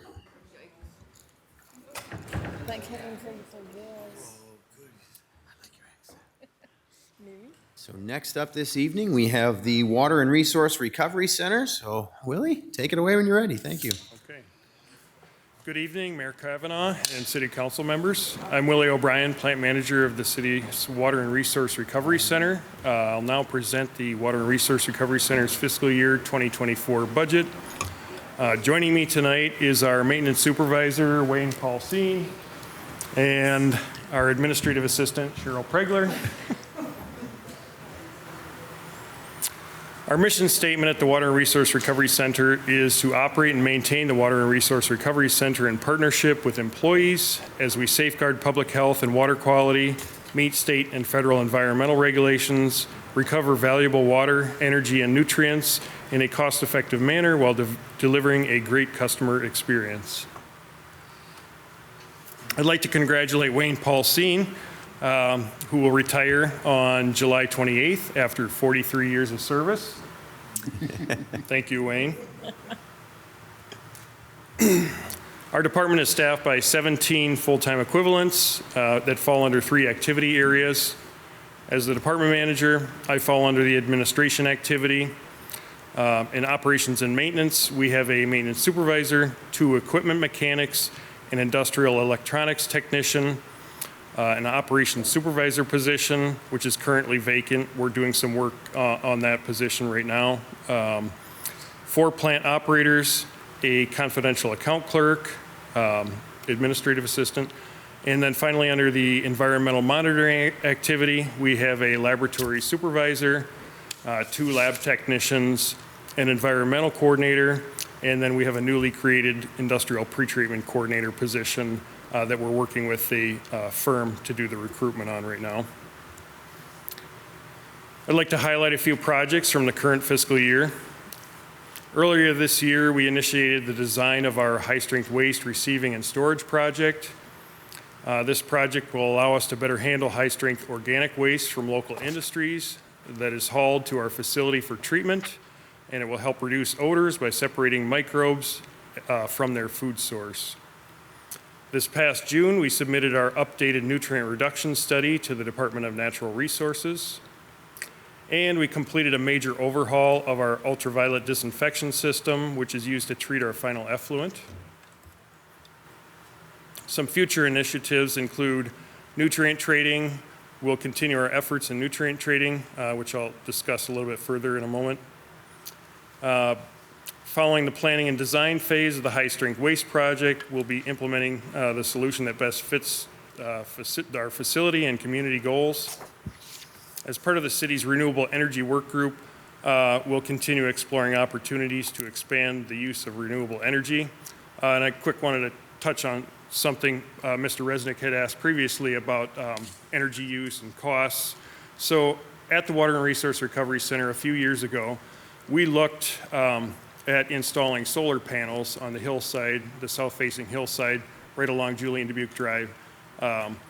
And Eagle Point Solar, I believe, gave us a quote, and we were looking at a power purchase agreement. That cost per kilowatt hour was right around 8 or 9 cents per kilowatt hour. And at the center, the WRC and the water plant are both what we call large industrial users. And so we pay a demand charge and charge for usage. So I would say throughout the whole year, if you average their bills out, we're probably paying around 8 cents a kilowatt hour. Roughly half of that is for the demand charge. So that's the money that we have to pay that goes to support the infrastructure that the utility builds, whether we use power or not. We still have to pay that. So we would have been able to offset some of our energy use through solar, but we would be paying 8 or 9 cents a kilowatt hour to offset about 4 cents per kilowatt hour. So at that time, we didn't believe it was financially feasible to do that, but I know costs have come down, and so we continue to look at that, and I believe at some point it will make sense to do that. And then we'll continue our focus on odor reduction efforts. Our core service is treatment of wastewater arriving through our collection system. We also provide treatment for a variety of hauled wastes. We operate a state-certified environmental laboratory, and we also administer industrial pretreatment and fat, soils, and grease programs to comply with local, state, and federal environmental regulations. On an average day, we treat about 6.5 million gallons of wastewater, and we use physical, chemical, and biological processes to do so and reduce the pollutant load by around 94%. We are currently using 61% of our flow capacity, about 66% of our BOD capacity. And so that's, BOD is a measure of how much oxygen is required by bacteria when they're breaking that waste down. And then we're at about 68% of our total suspended solids capacity. And total suspended solids is a measure of solid material that's readily settleable in our primary clarification process. At the center, we're not just focused on wastewater treatment. During the process, we recover resources that help us reduce our environmental impact. We use treated effluent around the facility for several process needs. We create nutrient-dense biosolids, which are used as an agricultural soil amendment, and we harvest renewable biogas, which is further processed and then injected into the natural gas pipeline as renewable natural gas. We maintain a state-certified environmental lab that serves the needs of our department and several others. We're also open to the general public, which creates a revenue stream helping support this activity. I'd like to mention a couple of compliance items. As a reminder, the city is under a U.S. EPA consent decree with the goal of eliminating sanitary sewer overflows. And you'll be hearing more regarding the consent decree tomorrow night during the engineering department budget hearing. One of the requirements that is listed in our facility's discharge permit is to update a report that evaluates the feasibility of reducing the incoming nitrogen and phosphorus loads by 66 and 75%. The first study was submitted in 2015, then an updated study was submitted in June 2022. An updated nutrient reduction study is next due November 1st of 2027. And in that study, we'll continue to examine facility improvements along with nutrient reductions that are achievable with water quality improvement projects. For over 10 years, we've been working with partners to establish a process to receive regulatory credit for watershed improvement projects. This process allows the city to partially meet nutrient reduction requirements in the city's discharge permit by working with partners in the watershed. And some of those partners are the Catfish Creek Watershed Management Authority. We worked with a couple of different partners on a USDA Conservation Innovation Grant to develop the nutrient reduction exchange. We have a 28E agreement with the county and the Soil and Water Conservation District to collaborate on water quality improvement projects. And then we also worked with the Sand County Foundation and the Iowa Department of Natural Resources to establish a memorandum of understanding that allows us to apply regulatory credits from watershed projects toward our meeting the goals in our permit. We have one improvement request for an assistant water and resource recovery center manager. State and federal code requires a sufficient number of staff adequately trained and knowledgeable in the operation of the Water and Resource Recovery Center to be retained at all times. The employee in this position will work closely with the department manager, operations supervisor, maintenance supervisor, and laboratory supervisor to promote efficient operation of the Water and Resource Recovery Center. This position provides the additional staff resources needed to support continuous improvement of department processes and organizational culture, and to provide additional focus toward meeting future needs. This request supports the resilient and equitable operation of the Water and Resource Recovery Center. And I just wanted to mention that this improvement, a total request of $105,000, will be partly paid for by increases in our industrial pretreatment program administration fees. Here, I'm listing out our capital improvement requests. I don't know that I need to go through all of these, but if anyone has any questions later on, I'm happy to answer those. We are proposing a 6% increase to the sanitary sewer rate. The impact for the average household, if they were using 6,000 gallons per month, would be $3.77 per month. Here we're showing a comparison of our proposed rates with other large cities in Iowa, and this is based on an average use of 6,000 gallons of water per month. One of the main ways we are helping create an equitable community of choice is through our utility fee reduction program. The program allows for a reduction of base fees for income qualifying residents and covers base water, wastewater, stormwater, and refuse fees. For more information on the program, anyone is welcome to contact the Utility Billing Department at 589-4144. Our discharge permit requires us to remove 85% of the conventional pollutant load to our facility. So that's the BOD, or biochemical oxygen demand, that I mentioned earlier, and the total suspended solids. Yeah, I think. So here, this just shows the calendar year 2022, we were at about 93.6% removal for total suspended solids and 94.1% for removal of biochemical oxygen demand. I'd like to thank you all, and I'll now take any questions that you may have. All right, thank you very much, Willie. We are in a public hearing to discuss the Water and Resource Recovery Center budget for fiscal year 24. Do we have any public input on this item tonight? I see none. Do we have any virtual? No virtual comments. And no input received. All right, thank you very much. Back to the table. Mr. Resnick. Mayor, thank you. And thank you for the information about your electrical, looking for some more renewable. I have a couple of questions about, now in your presentation, you mentioned that there's a 6% user fee rate increase, and in our book, it says it's an 8%. Is there, am I looking at two different things? So, you want to? Yeah, we can let Jen. Is it okay? So I think that was a number that you want. Yeah, let's, if you don't mind. Yep. Okay.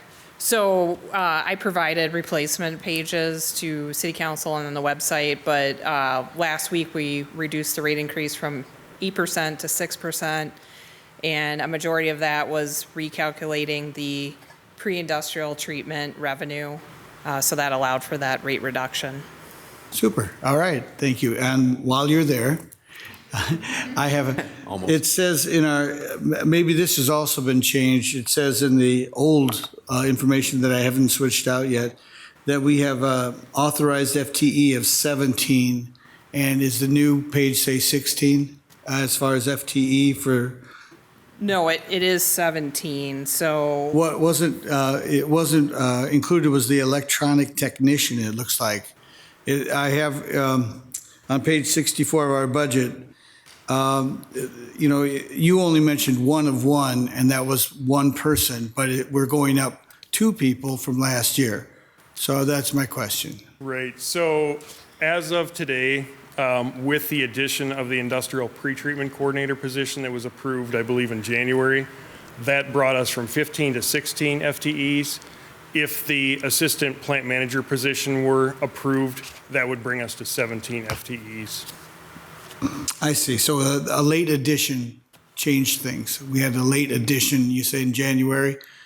Well, I mean, I'm just saying, it said last year we had 15, and you're saying we had 16. Okay. Right. All right. That explains it. All right, great. Thank you. Thank you, Mr. Mayor. Ms. Farber, go ahead. Thank you for your presentation. And I noticed on your business type, when you were talking about some of the funding, you had down odor and struvite control system. And so is this part of the odor abatement project? Yes. So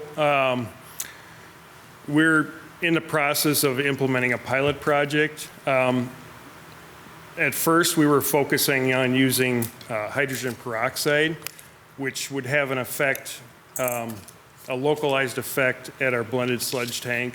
But with some updated information, we recently had some challenges with some what we call siloxanes from the biogas. And so we're, on a side note, we're working on changing out that media actually tomorrow. But this hydrogen peroxide would not have a benefit in the digestion process, just locally ahead of the digestion process. So we've diverted to this iron salt.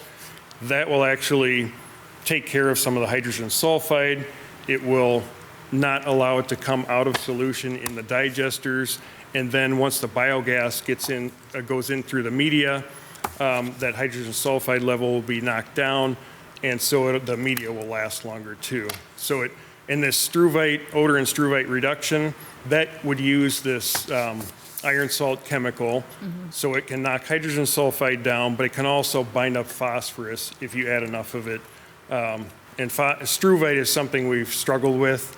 It's, you know, if you go into a cave, you know, you see stalactites and stalagmites, but there's also a formation called flowstone. It's kind of a wavy texture. That's kind of what it looks like inside the digesters on some of the components. And it's quite a challenge, specifically where we have turbulence in piping, where there's some pH changes that causes precipitation of that mineral. And then if you have a temperature drop, so we have heat exchangers we use to cool the sludge down, and we can clean them and get a couple weeks out of them before this struvite builds up enough that it constricts the pipe. So this struvite and odor, the iron salt, it will accomplish both of these tasks. So, because we had talked about this last time, we had talked about the odor abatement issue, and that we were very pleased to have some progress reports on that. But because this is a pilot, it's only listed in the 2024 budget. I mean, will that get extended potentially if the salt is better attended to, if you will, and the odor better attended to via this control system? So this, the $150,000 that's in the CIP, that would be for capital improvements. So that would install some equipment at the facility for chemical injection and then also for mixing. So it's more physical systems that we need to put in place. Okay, more so than the salt itself Right. or the struvite itself, yeah. Because, you know, it's going to be spring, hopefully very soon here in Dubuque, and so I can imagine that that will bring more people outside, and especially in the area of the Water Recovery Center. So again, we're looking to hopefully truly abate some of that odor on behalf of the residents of that area. And no doubt we will have communication. Both Ms. Wethel and I are in that area where we will have people call us. So thank you in advance for this, and I look forward to the progress reports, and thank you. Thank you. Ms. Wethel? This is just to piggyback on that a little bit. My recollection of our last conversation about odor abatement was that we did think the hydrogen peroxide would be a short-term potential fix. And we went to that, if I recall, because the iron salt availability and cost long-term might be an issue. Right. Are we transitioning to a long-term plan of the iron salts then? And is the availability and cost, has that improved? Could you speak to that just a bit? The availability and cost has certainly improved from when we first looked at it back in the summer of '22. Long-term, I'm not sure exactly. There are so many of the iron salts that are used in wastewater treatment are, I guess they call them commodity level products. They're typically a byproduct of steel pickling. And so I believe with some of the steel mill closures in the states that really affected the supply, things have evened out quite a bit. There are some manufactured products that are not byproducts. However, they're more expensive. So I believe we would have access long-term to those iron salts. It just may be at a little bit higher cost. The benefit with as I mentioned, with the iron salt is you have multiple, you're knocking out hydrogen sulfide, but you're also binding up struvite. And those are things that, you know, if we were to combat odorants, odors with, what do I want to say, gas phase treatment, so treating any air that's coming off of the system, you still, that can be done, but you don't have treatment inside the digestion vessel, which has other issues, hydrogen sulfide production, which is a safety concern for workers. So I believe there are more benefits with the iron salt. So Okay, thank you. Hopefully that somewhat answered that. Well, I anticipate that, first of all, I know that we have staff committed to working on this, and I think I'm confident, based on my contacts with everyone at the city, that this is taken seriously. I do want residents to reach out to me based on that, and I think that's how we'll get feedback. I think open transparency and conversation, knowing that we're making these efforts and we're coming at it with what we can. So thanks so much. Thank you. Any others? Well, Willie, every time you present to us, I'm always reminded how poorly I did in chemistry. But I'm always really glad that you did so well and that your team did so well. And all joking aside, the work that you do is incredibly impressive. It's really, and to be clear, you explain it to the community very, very well. I think we have a good understanding of what's going on. Back to Ms. Wethel's question really quick. One of the times we talked about this odor issue, you mentioned that you had a lot of conversations with residents and community members yourself. Is that still occurring? I mean, are they still reaching out to you when they have issues, and are you able to have those conversations as much as? I have not had anyone reach out recently. Okay. So I'm actually kind of surprised. I mean, throughout the years, you know, we would get periodic calls if there were an issue with the process. But I don't know if people are just very forgiving or what, but I think, you know, I don't really feel like we've gotten more calls in the past couple of years, of course. But overall, I don't really feel like I get that many calls. And so while we don't necessarily want to get calls that, people telling us that, they're experiencing odors, I think it is helpful in helping us, get to a long-term solution. Yeah, absolutely. Well, I mean, we could take that a couple of ways. I mean, I think it's been pretty clear that you're working really hard on this, and we've made that really clear. We've had multiple discussions here, I know, and I think people are understanding that. So that's good. At the same time, we do ask that people keep reaching out to us and to you, and that we'll keep the lines of communication open between all of us to make sure that we know what's going on so that we can continue to work with this. But it sounds to me like you're working through some good options here, and I very much appreciate that you're thinking long-term as you do this and think about the best possibilities for that, along with the safety of your workers and the people that are going to be there. I think it's a really important consideration in this, so thank you. I don't have any further questions. Does anybody else? Okay, well, thank you very much for your presentation and all the work that you've done all year long and everything coming up, so thank you. All right, then we will move on to our final public hearing of the evening, which is the Public Works Department. So we'll get switched out here for a moment.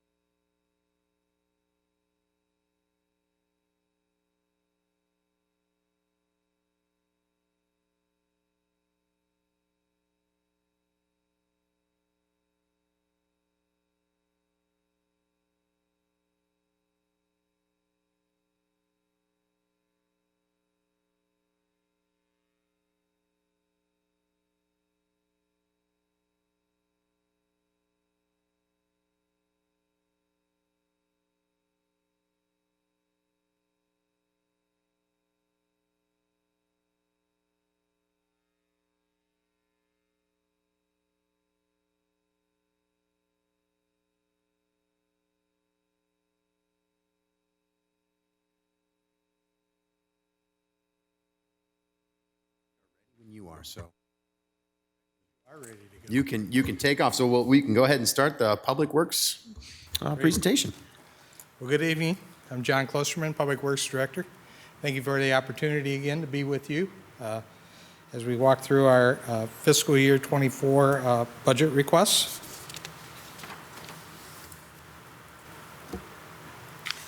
The Public Works mission statement. Public Works takes pride, and we really do take pride in what we do, in leveraging necessary resources to maintain the heart of Dubuque by steadfast, equitable delivery of organization and community-wide services while maintaining reliable infrastructure to cultivate a vibrant, connected community.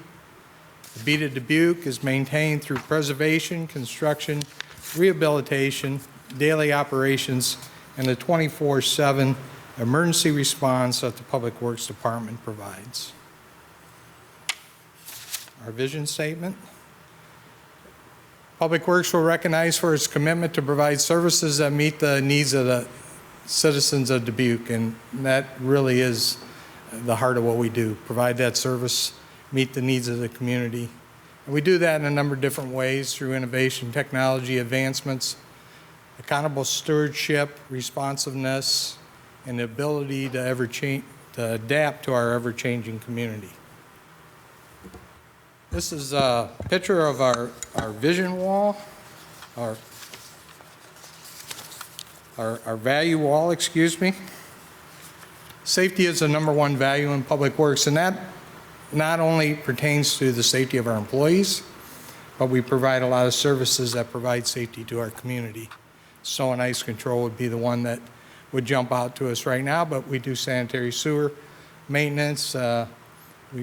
We do, the safety of removing the trash every day, so we don't have those type of things. So Public Works really does provide a lot of safety to both the concern of our employees and then the concern of the community. Integrity, of course, and community focus. And the purpose of this value wall is so every day that the employees who work out in Municipal Services Center walk by that and are reminded as they go in and out of that area.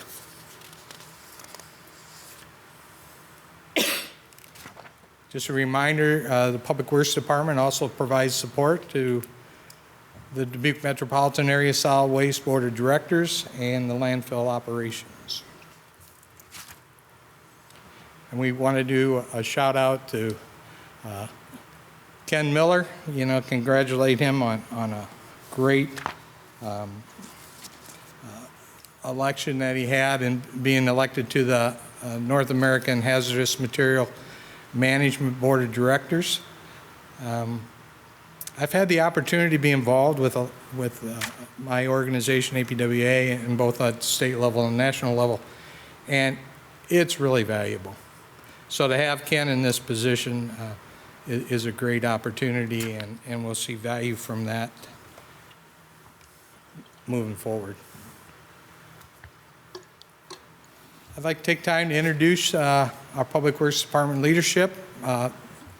Staff is with us tonight. We'll start out with Fields Operations Supervisor Paul Davis. Jake Jansen, our Resource Management Supervisor. Tom Keel, our Fleet Maintenance Supervisor. And of course, our DMA SWA Administrator, Ken Miller. And finally, Assistant Public Works Director, Ariel Swift. Now, you'll hear from Ariel shortly here. But I got to tell you, everybody knows that I've been doing this for a while now. And I've worked with a lot of great people over the years. This group here, though, is probably the most talented supervisor group that I have had the opportunity to work with. They bring skills in from different areas, and when we bring them all together, we got quite a team, so hats off to that group. With that said, I'm going to ask Ariel Swift to take over the presentation. Thank you, John, for the opportunity. Ariel Swift, Assistant Public Works Director. Now, you'll notice that our organization chart in Public Works is a little unique, and that is intentional. We feel it's more team-oriented and really highlights that the supervisors, myself, and John are here to support the outer crews. And as Public Works leadership works on culture in the department, we strive to highlight the spirit statement and Public Works values into everyday operations. For these operations, Public Works is requesting 95.73 FTEs. This is an increase of 1.3 FTEs and are reflected in orange font on the organization chart. Now, the structure of each of these positions is also very strategic and very intentional, especially as we go about and strategically plan for the future needs of the community and our operations as they're ever changing. We always have requests, we always have phone calls. So to address those as positions become vacant, we really take that opportunity to completely think about what we need, what the community's asked for, how it aligns with city council goals and priorities, how it aligns with other equity, poverty prevention plan, climate action plan, and really look at it from a very broad scope. So for instance, some creative things that we've done. One of the newly requested FTEs is a data scientist, and that will be working for Public Works, yet assisting the Chief Financial Officer, Jennifer Larson, and alleviating some data cleaning burden from GIS office. 0.3 FTE is a waste minimization intern, where internships have never been in our structure before. So we're trying new things, and we're sharing, and sharing is caring. Another one that we share is the horticulturist, 1.0 FTE split cross-departmentally with leisure services. 1.0 FTE is a maintenance tech apprentice. And yet another 1.0 FTE is split cross-divisionally between snow and ice control, street maintenance, and yard waste. Public Works is requesting just under $1.2 million in net property tax support. This has materially stayed static since fiscal year 23. It's actually decreased, just under $4,000. And the average homeowner in property tax costs would be around $17.11. Now, property tax only makes up 6% of our budget. The other 94 comes from enterprise funds, user service and fees, road use tax, and garage recharges. What that means is those who are benefiting from these funds and these services are the ones that are reinvesting in these services. The City of Dubuque is focused on creating an equitable community of choice, a high-performance organization and community that is data-driven and outcome-focused, built on the 4 pillars of resiliency, sustainability, equity, and compassion. Now, last year, during our presentation, we really focused on the planning, partnerships, and people that we work with throughout the community and internal to the organization. And this year, we're going to combine our performance measures, some of our programs, and combine that into these pillars so you guys can see how our operations are built on these pillars. Community compassion is evident from our customer service calls. In calendar year 2022, we had over 29,000 external phone calls come into Public Works alone. That is insane. And so we also thank you for approving the extra 1.5 FTE of administrative assistance because it's really helped. Public Works also does community outreach through farmers market opportunities and also through daily operations as inquisitive children or adults approach crews. Solid waste crews have mentioned on more than one occasion how when they drive up to a stop and a kid comes running out and waving and they're so excited, that is the highlight of their day. Next up, something that's not normally talked about is internal compassion. And you might ask, what does internal compassion look like? It looks like the assistant city manager coming down and engaging with employees through driving a snowplow through our training safe environment. Obstacle course, not on city streets, just to highlight that. It's a selfie taken during a field trip to job sites. It's an ugly sweater party. It's saving a turtle instead of eating it, Paul. It is taking a picture because you notice that it apparently takes 3 days to do traffic control for a job site. Through these small changes and things like a round organization chart might seem really minute, like what's the impact? But the selfies and pictures and promoting things on social media and our wall of values, these small things make a difference. It shows the crews, hey, you know what, they're willing to get out of the office and see what we do and how it impacts us because that's the only way we know how to support them. I said it before, I went out one time, they haven't let me back to help roll curb, and I was like, holy cow, this is really hard on their backs, their knees, so that helped me understand what safety equipment they might need to ensure that they're able to go home without any aches and pains. And we are seeing this in our culture survey, which is really exciting to see those small shifts occur over time. Community resilience. When it comes to the flood wall, it's not always something that we think about. This very long protective wall and levee that does protect our community, and we don't think about it unless the water's really high and we're like, oh my gosh, we hope it stays.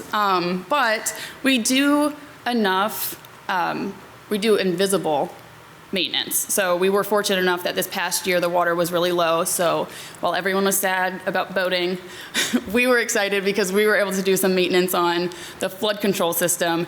The top two photos on the left are before and during riprap repair. When the water's really high, we can't see where to put it. We can't see how much is washed away. But it's very important in stabilizing that slope. Then there's a sidewalk that was hit by a barge that we went out and fixed, so there wasn't a tripping hazard.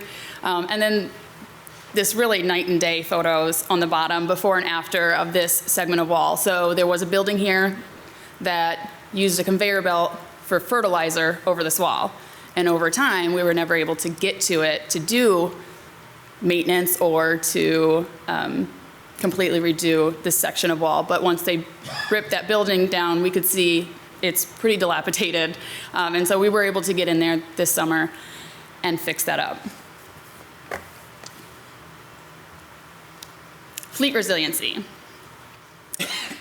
As costs have increased dramatically, especially in the fleet area with parts, vehicles being unavailable, and fuel, we started looking at our fleet resiliency, and over the course of 3 years, we took the technician hours spent on the assets that we track in Public Works,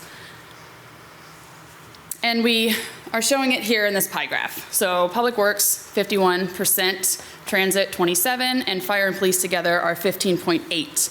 But we wanted to dig a little further. Why is Public Works 51%? It's not just because fleet maintenance is in our department, but it helps. So we wanted to show that in this chart.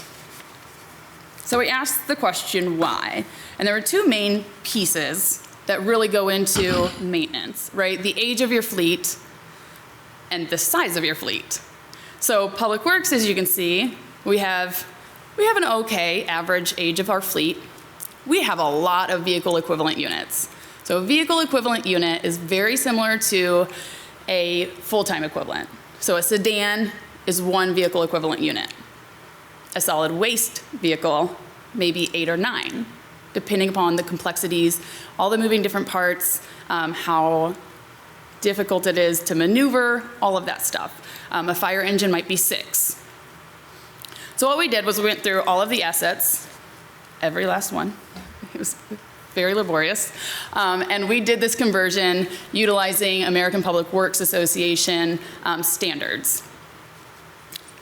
And basically what you see here is the bigger the bubble, the more hours spent in that department. So you can see Public Works has a lot. We also have like an older fleet relative to most departments. So that makes sense. Fire, police, fire has an older fleet, so that makes sense because we know that their fire engines have a 20-year lifespan. The real anomaly here is transit. Their fleet's not as old as Public Works or fire. They don't have as many as Public Works, but their bubble's relatively large. So when we dug in deeper, we all know poor Ryan has literally been handed the struggle bus. And so we've had a very difficult road, I think, replacing some buses, but we did replace a bunch. But there's also a lot of work that comes in after the fact for the fleet techs. That includes putting all the stickers on it, the cameras, the fare boxes, all of that stuff is done by the technicians in-house.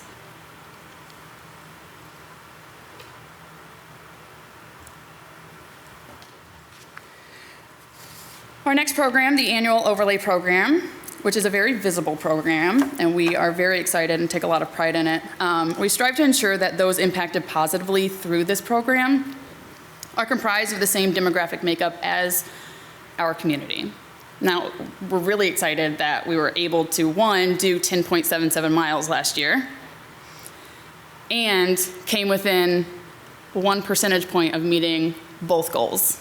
And that's as close as we've gotten since we've recorded this. So the dotted lines are the population makeup of these two specific variables.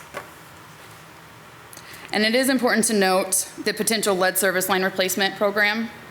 if that funding comes through and we're able to move forward with that through water departments, it will skew this data in the coming years. We don't want to overlay an area that they're going to break up, replace the lines, and we know that they are going to focus on the disadvantaged census tracts the most. So while in the next couple of years it might be a little skewed one way, the years after that it may be skewed the other way.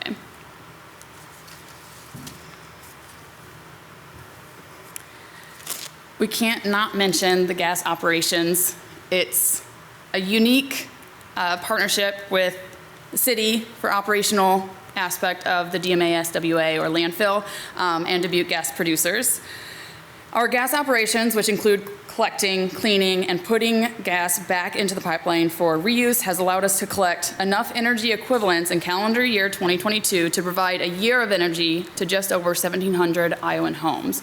That is not just heating the house, that is the same equivalent units it takes to run your dishwasher, all of that stuff, the electricity, the heating, everything, which is really, really exciting.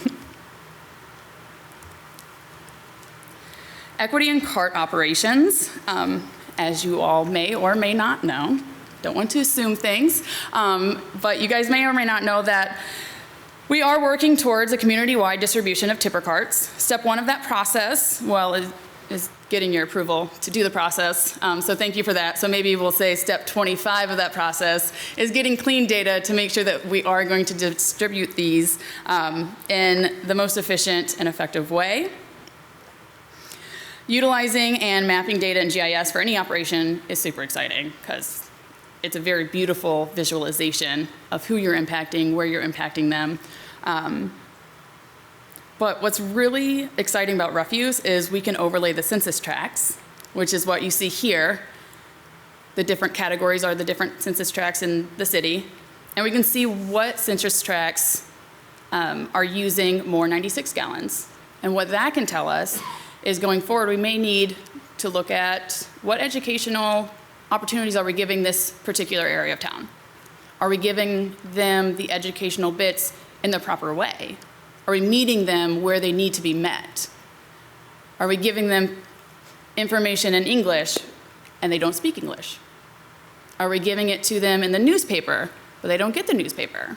So it gives us the opportunity to evaluate those.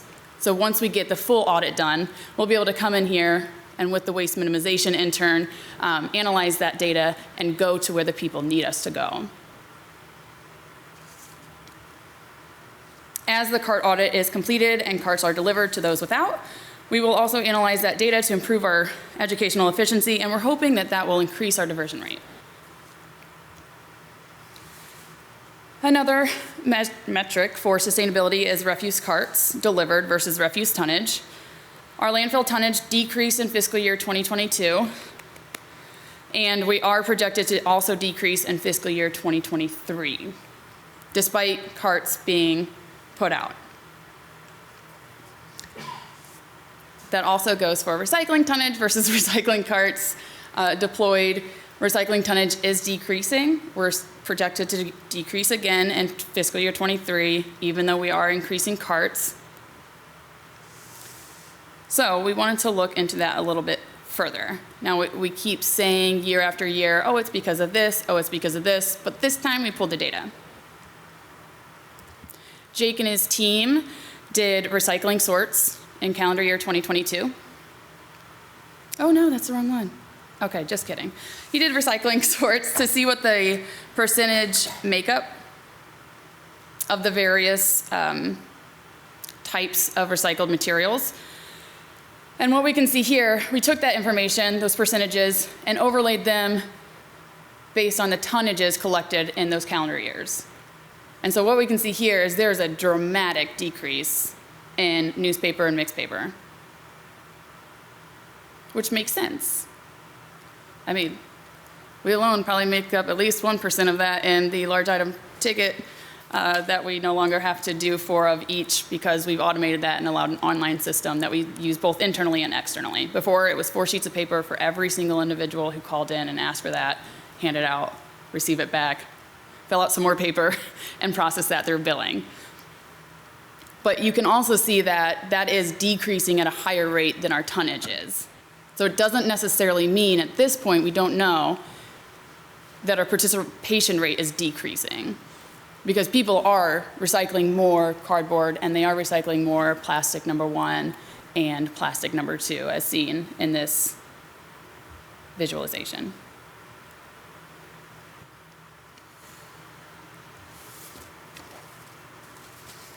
We are proposing a rate increase of 2.9% in fiscal year 24 over fiscal year 23. The impact on the average household would be 45 cents per month. It's important to note, again, that this proposed increase is also for tipper cart rates. It's not just for the base rate. So all of the rates all the way up would be increasing at the same rate.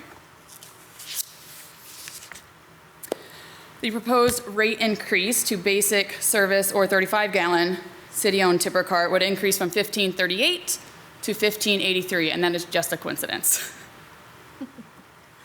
When you take that rate and compare it to the 8 largest Iowa cities providing weekly curbside collection of all curbside services, so weekly recycling, weekly yard waste, weekly food scraps, Dubuque is the lowest rate, and the average without Dubuque is $21.59. When looking at the proposed rate increase, we also wanted to look at the other rates. A lot of these have not been increased since 2017, and some of them not increased since 2012. So it's been a while, and it's about time that we look at these as well. So I've highlighted in red the services we are recommending to discontinue. There are less than 5 total in both categories combined that are utilizing this service. So we would work one-on-one with those institutions to make sure that they make the right choice moving forward to either a 64-gallon cart or a food scrap cart. We are also recommending to incentivize utilizing the tipper cart for yard waste by decreasing that $1 per month to $10 flat rate and increasing the annual yard waste decal. Again, those are going to be their own containers, various sizes, very hard on our employees' backs. And so that would increase $5. And then increasing the yard waste brush ties and single-use yard waste stickers by 20 cents up to $1.50. For bulky collection or large item pickup, we are recommending we get a lot of people calling in who want to utilize our services, but they're very confused about a lot of our fees. A tiered approach is not necessarily the best in this scenario. So we are recommending to remove the tiered approach for electronics with a screen and also the tiered approach for hoppers. And now a hopper is just the size of the back of the truck. So every time, basically every trip that we make to the house, we would charge $13 each trip. It's not confusing for people. A lot of times we get people, why is it $12.50 for the second one? You said it was $10, so I put out more stuff and I thought it was gonna be fine. So it minimizes that, and it also increases that initial charge as our overhead and fuel and stuff increases. It's really necessary. We are also requesting to increase appliances by $10. And there is a strategy behind this. We're introducing a small electronics charge. We really want to make it easy as possible for people not to put items in their refuse tipper carts, since it'll be harder for us to see just because they don't belong there. They don't belong in the landfill, and so introducing this fee instead of $10 for an electronic without a screen, which might be a mouse or a tower or a toaster or a lamp, now they're able to do that for $5. I personally have answered the phone once, and they're like, okay, never mind, I'll just keep it. I was just like, oh no, you're not gonna keep it, I know you're not. No. And finally, we are recommending an increase, we're requesting an increase for off-route and non-customer charge by $5.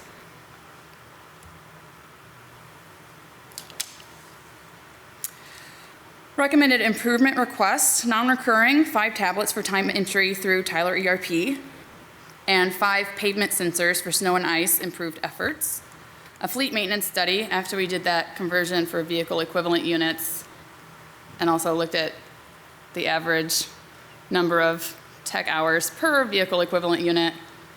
Numbers got crazy as far as how many technicians we should have. So we want a professional to come in and evaluate that, someone who's an expert in the field, knows other operations and how they work, so we can make sure that we are manning the, or not manning, sorry, that we are staffing this area in the most appropriate way. Also a server AC unit in the traffic signal shop. For recurring, we are requesting an increase in recycling tipper cart funding to $30,000. Now, it seems like there's always a but. It's important to note that we have, as you guys have approved the submittal of the solid waste grant, we may not need this. Fingers crossed. It is very competitive. There are over 13,000 communities that have applied. But we're very hopeful. Terry Goodman is on our side, which I feel like is always like an extra gold star next to our name. She's really, really great at what she does. So is Andy Seth, Justin, who works with Terry, and also Jake and the crew. I mean, they really put a lot of work into the application and submittal. And so we're very hopeful. And that would also cover the trucks needed, not just citywide carts. I believe it's a request for $2.2 million.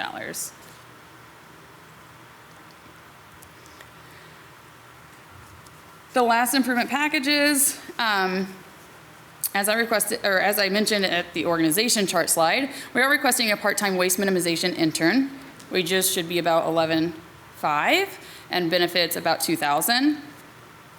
This individual would assist Jake, the resource management supervisor, with diversion efforts and community outreach. And finally, the one I'm most excited about is a recurring full-time data scientist for Public Works with assistance to Chief Financial Officer Jennifer Larson. The net impact would be $9,500. And I know, you're like, what? There's no way. There's gotta be a missing zero or something. But that is net. So there's a more in-depth analysis in the policy book, and I urge you to read it because there was a lot of work that put into that and a lot of research that was put into that. Along with that more in-depth analysis, we also added some figures in the slide. So recurring wages would be around $80,000, benefits around $27,000, and then non-recurring costs for a computer and software licenses that would be needed to do analysis, $4,500. There are some savings and reallocations. So initially, the position would be charged to general fund in Public Works Department, and that is reallocated to various enterprise funds. $10,000 would come from property tax and be reallocated from the Finance and Budget Department into Public Works. Based on the Monte Carlo simulation, again, I can go into depth if you guys have more questions. There is a thorough explanation of what a Monte Carlo simulation is, where the numbers came from, and how many iterations of that simulation we came up to come up with the likelihood of savings and reallocation in garage service fund for inventory. So we're estimating $78,000 in savings for inventory costs. Solid waste funds with the recurring tipper carts that we won't need after we implement this, we would reallocate $14,500 to cover the costs in that enterprise fund. Impact on landfill would be $12,500. Road use tax, $7,500. So, as I stated, this position will be shared with Budget and Finance Department. Duties would include expanding and leveraging the usage of the cash flow module within the Tyler ERP system, along with automating the process to finding errors and miscodings in Tyler on both the budget side and the finance expense side. And also finding trends and expenses across the organization for potential savings. The position would also alleviate data efforts on GIS. There is a lot of data cleaning in Public Works. It's just the nature of our operations.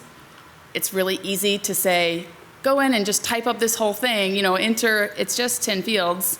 But when you only have 4 hours while carts are out in the fields, you gotta go. Take a picture, drop a pin, and go. And so it does require a lot of data cleaning on the back end. Like I said, it's the nature of the operations.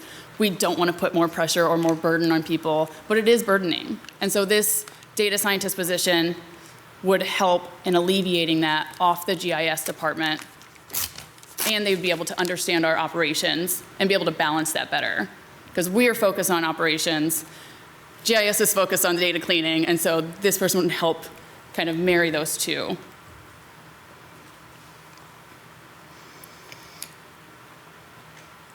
This position will also allow myself and John Klosterman to focus more on professional development, meeting with employees, employee engagement of our 95.73 requested FTEs. It's a lot of people. It really, really is. And we want to give back more. I mean, we are directors, we're managers, and we have a lot of, I don't want to say love, but we have a lot of love to give. We have a lot of knowledge and help and development that we want to do and engagement that we want to do with not just the community, but with the employees as well. And I know we have a lot of data and metrics. It takes up a lot of my time. I'm not going to lie. I do have my master's in business analytics. And that's mostly, I got that so that I could understand the data that we are producing in operations so we could make those decisions. Because if I don't understand what the lingo is, I'm not going to understand how to make the right decision. But in the end, I am a director. And John and I are here to help our employees, support our employees in the way that they need. And it's not necessarily cleaning data.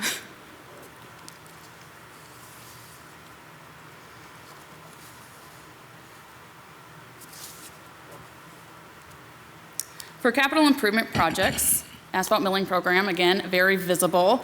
Along with that goes with our ADA compliance with curb ramps. And right now it is 5 mile program that's being requested. But we are hopeful with the snow and ice control budget. Once we get closer to the year end, we'll have a better understanding. But we're hoping that we'll be able to take a big chunk of that, carry that over, and potentially extend this program. Ice harbor gates, again, another flood wall, flood control component, rehab project.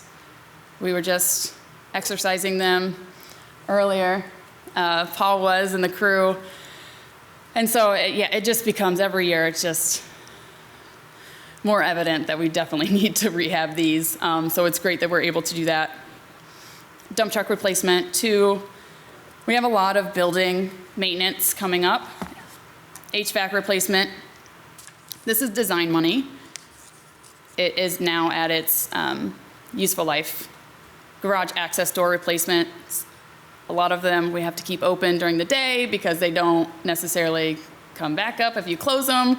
So repairing those, again, it's through its useful life. This would be phase 2. So we've already done some doors. I think there's 12 total. 12 doors total. And with costs just increasing, the first year just wasn't enough funding. So we broke it down to 3 different phases. Sign room exhaust project. So this goes back to safety being our #1 priority.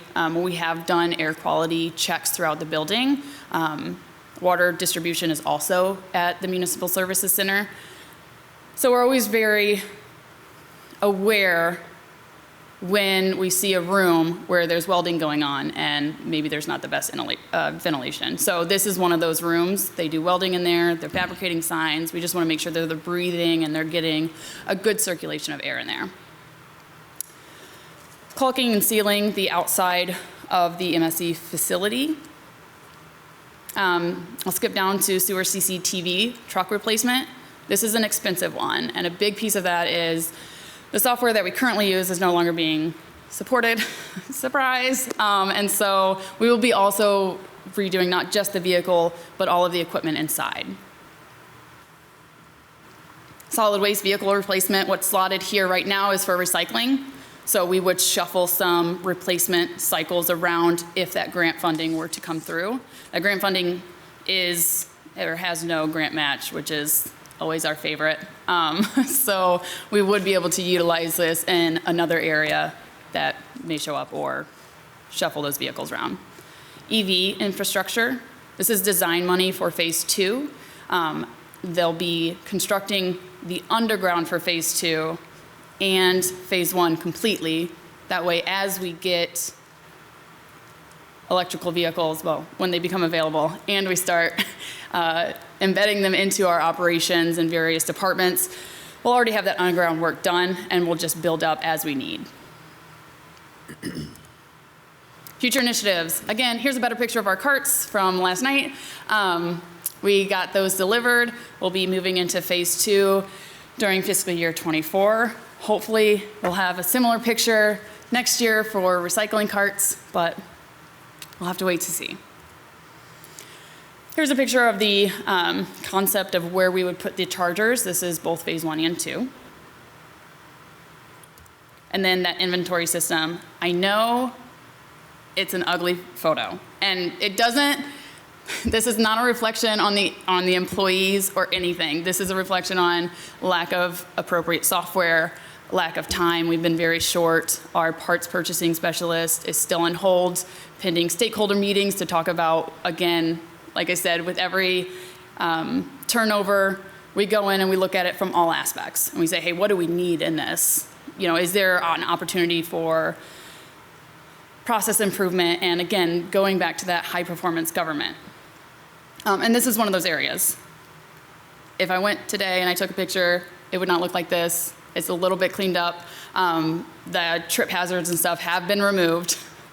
But yeah, we've been very short-staffed. Again, thank you for approving the administrative assistance. It really helps. But we still have vacancies. So once we get through that, fingers crossed. Lastly, I would like to thank the mayor, city council, city manager, and most importantly, John Klosterman, because he's the one who allows me the opportunity to come up here and present, which while I fumble through, I do enjoy. I mean, it's not often that we get the opportunities to pull back the curtains and celebrate our successes for the year, but also show you guys some of the setbacks that we've had, that we've overcome, or that we strive to overcome. The leadership group behind me and the crews that they supervise, they are out there every day and they are at it. I mean, they're there before I get there. Sometimes, depending upon the situation, they're there before I leave, still there right now with winter shift. They do such an amazing job, honestly. John said about the leadership team, we have such an amazing group, and we've done a lot of improvements in our hiring process internally, quantifying certain qualities that we're looking for in a candidate. And so I would even extend that past the leadership team and say our crews. We're building really, really good crews who are out there, who are the face of Public Works in the city of Dubuque. Thank you. Well, thank you for the presentation. We are in a public hearing to discuss the Public Works budget for fiscal year 24. Do we have any public input on this? I see no one in here. Virtual? No. And no input received. All right, thank you very much. Back to the table then for any discussion. Go ahead, Ms. Rousseau. Yeah. Thank you. It's always fun to see so many employees come to support the presentation, so thank you all for being here. I had a question about improvement package number 2 was not approved, but it was for a safe driving course. And I wondered if there were other safe driving initiatives being done, or what measures do we have in place for safe driving? That one came to my attention. Yeah, if you remember last year, you approved a simulator for snow and ice control, and we worked through that this year. Very successful, I believe, very popular. We are taking a look at that to see exactly, what were the benefits.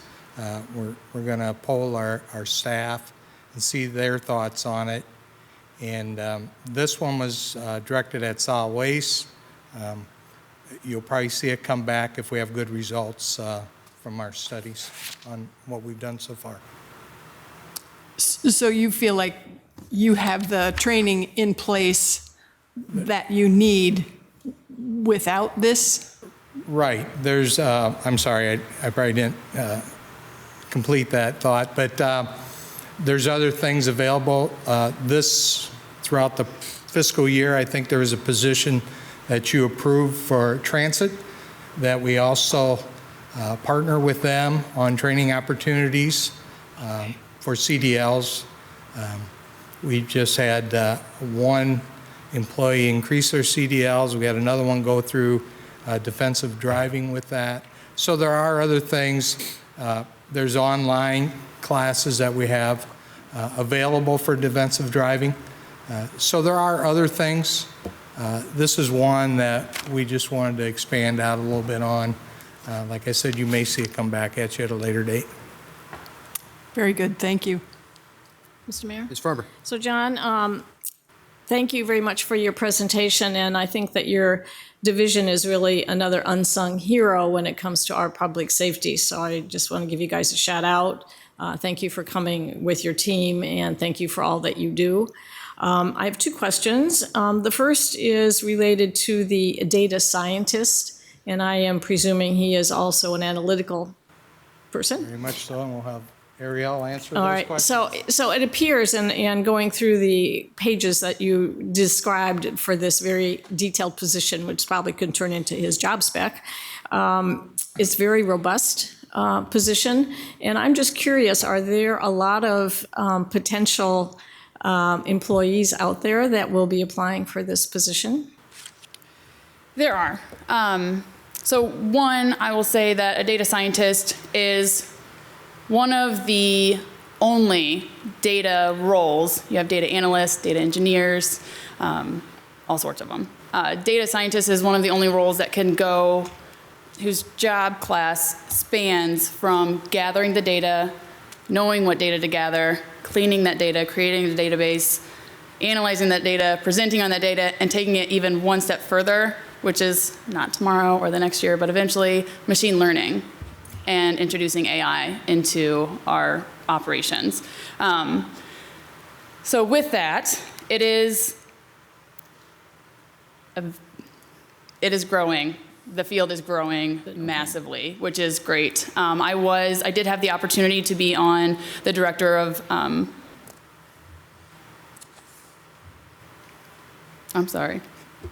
Neighborhood Prosperity and, thank you, Office of Shared Prosperity and Neighborhood Support. I'm sorry, his title got longer and it's just very long. That poor man. So I did have the opportunity to be on his interview panel for his data analyst, and he did have some data scientists apply to even that role. So that was comforting to see that it is growing and people are looking for those positions. That's encouraging to see that we have a potential applicant pool then to fill this position, because it's kind of bigger than a breadbasket as I'm looking at the job spec here. Yes. The second question is, and I realize that the fleet is over 580 vehicles, so thank you for all of that maintenance. And for that staffing study, which I think is very important for supporting that. You mentioned that you're going to do some future planning with the EV stations. So I wanted to thank you in advance for that, because that is going to be something that is very important to us. And I appreciated the map where you showed all the stations there as well. So I just wanted to thank you for that infrastructure. Absolutely, thank you. Thanks again. Mr. Resnick. Thank you, Mr. Mayor. First of all, the citizens, you get a lot of compliments, I hope, especially during, the last few months. And citizens, they give their most heartfelt thank yous during this time. In the stories, they just worked really hard shoveling this very heavy snow. And a snowplow comes by and covers the driveway entrance. And they're like, oh no, here we go. And then they come back and then they cleared that driveway they could see. Now, that's not expected, but it was very much appreciated by people. And this gentleman said, please let them know that we really appreciate all the extra things that you mentioned around that chart on the wall. you know, obviously your staff takes that very seriously. So thank you for that. Now, my one question financially here is on page 76, under the landfill budget, number 1 of 8, it's an $85,000 price tag for some portable litter fencing, and it just says it's recurring. Is that going to be $85,000 every year for this fence? No. Okay. So, well, yes and no. Okay. So as the cells expand out, David, as we talked about earlier, as the cells expand out, so do our litter needs. So it may not be every year, but it may be every other year. So in order to have the money there when we need it, and the need arises, we did put it in as a reoccurring expense. I see. All right. And that explains it. Thank you for your support and Rick on that. Great. All right. Moving that budget. And that's it. Those are my questions. Thank you, Mr. Mayor. Ms. Wetham. I had just and this is probably quite obvious and I just missed it. The item 1, that position as a data scientist, as it applies to item number 3. So in order to do this study, in my head, I think, isn't the person we're hiring able to do that? It sounded like it was a contracted fee. I'm just wondering exactly who would be doing the study? Yes, so this would be a contracted one. With the massive growth in the fleet over the last couple of years with the fire department, our own fleet's growing with taking on the Northwest Arterial.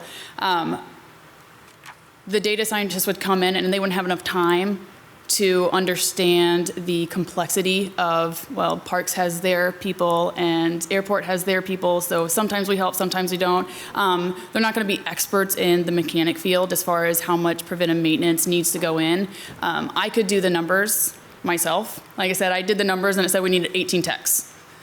I'm not comfortable with coming to you guys and saying, hey, we need 18 techs based on these average numbers from an association that's not necessarily pulling the numbers directly from a community like ours, where we have, you know, various topographical needs. I mean, this is all over the country, warm climates, ones that are colder than ours.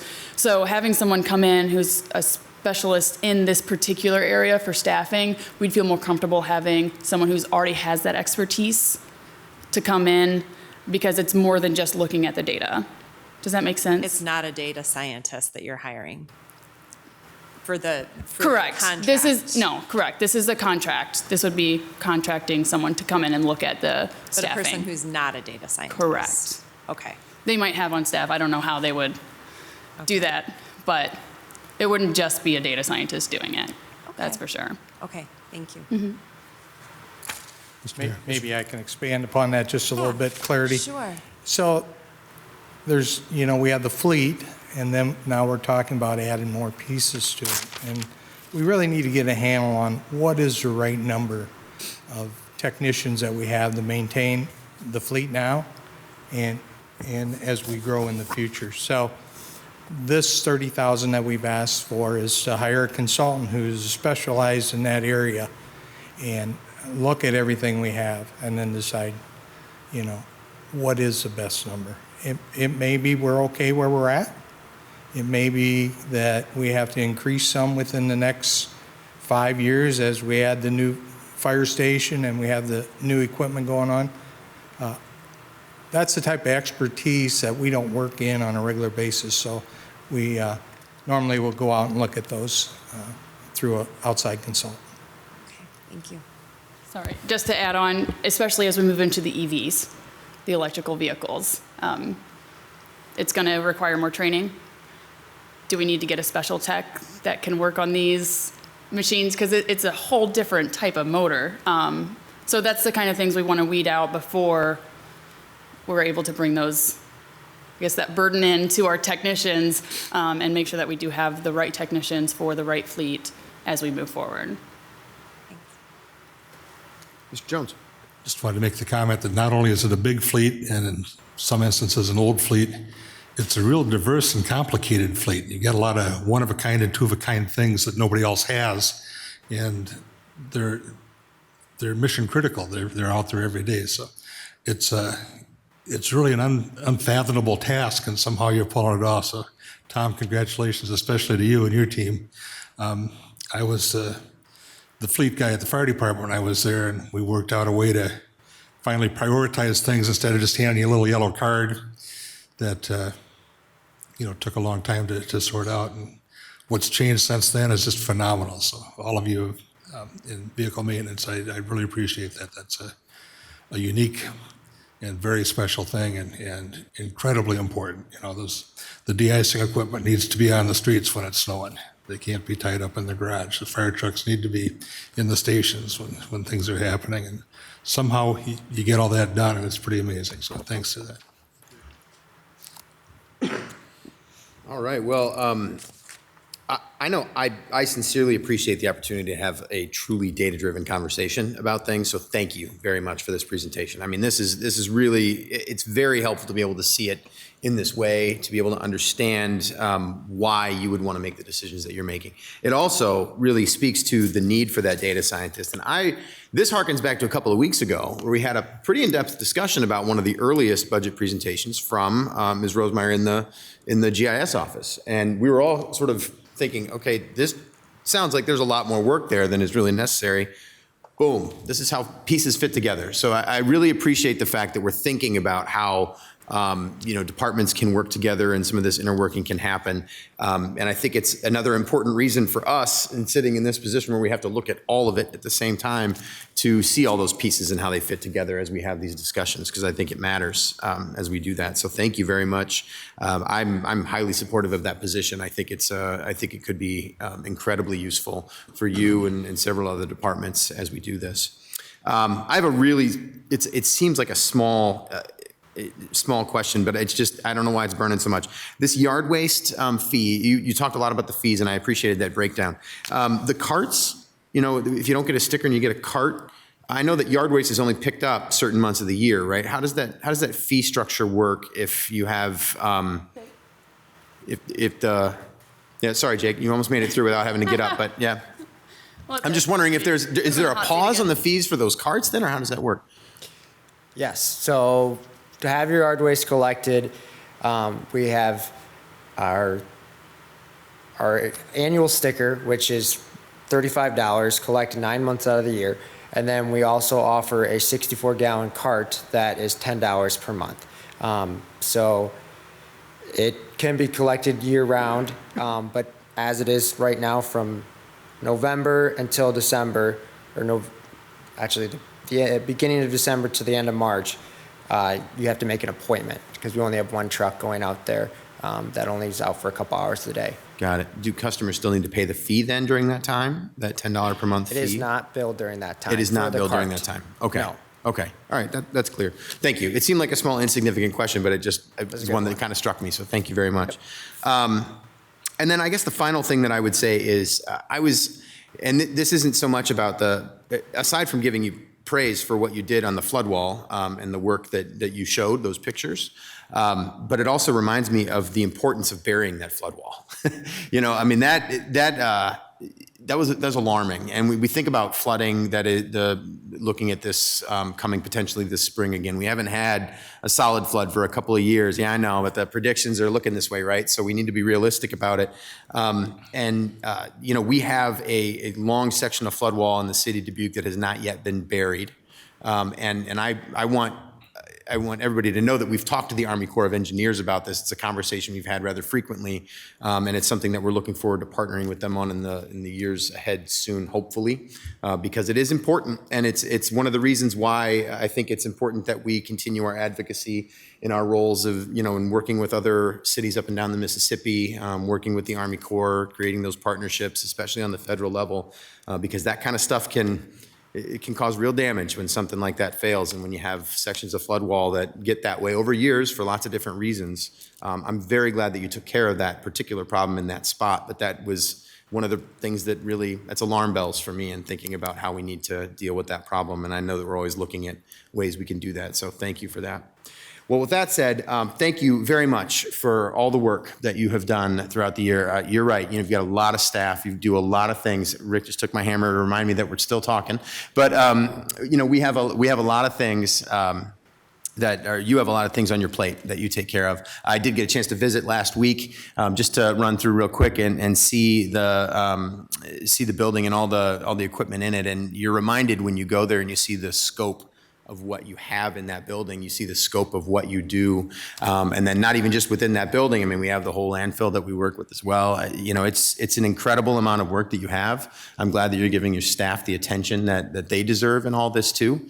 But thank you very much for everything that you're doing.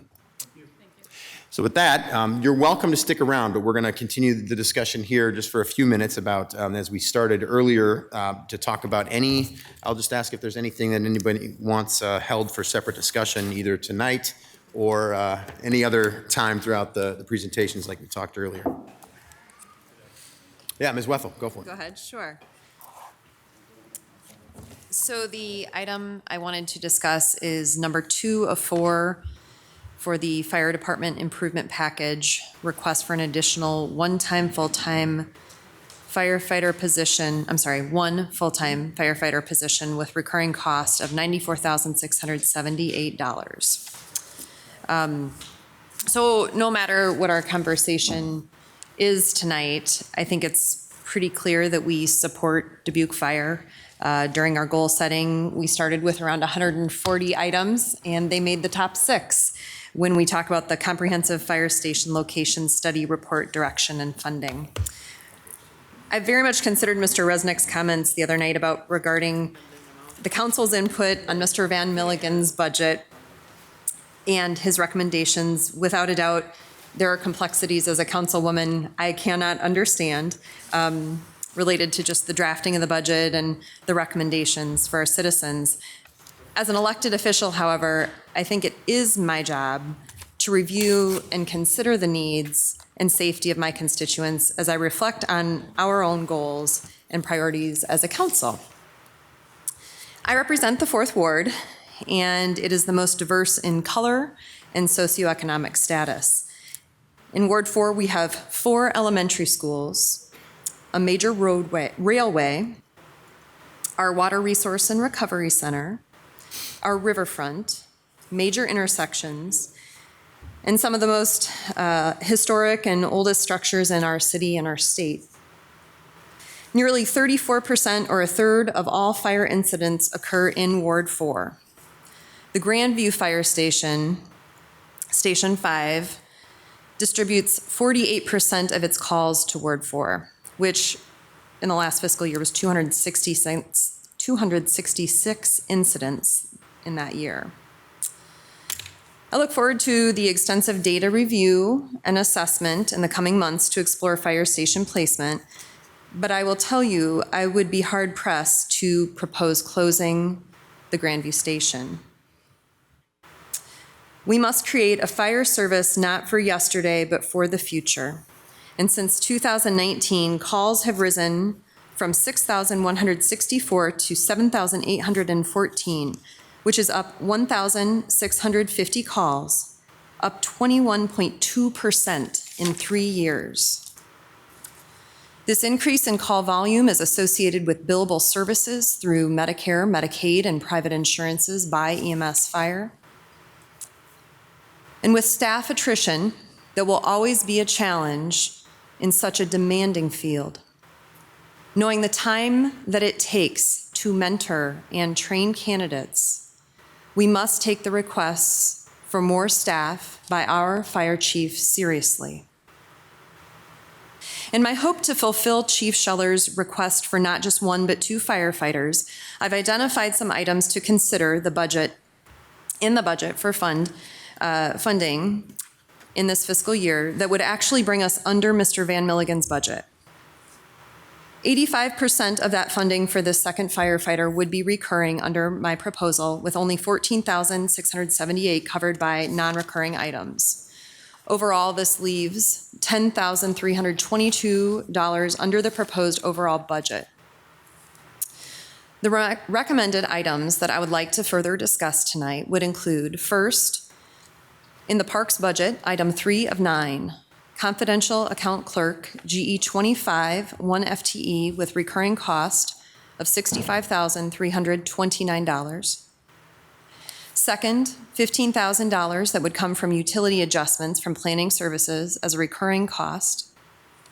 Third, the non-recurring cost item to cover the remaining $14,678 is the request for the $25,000 vehicle through health services, which my understanding in conversations with the city manager and administrative team and staff, my understanding is that the staff have identified a vehicle that is available currently without a need for a purchase of a new vehicle.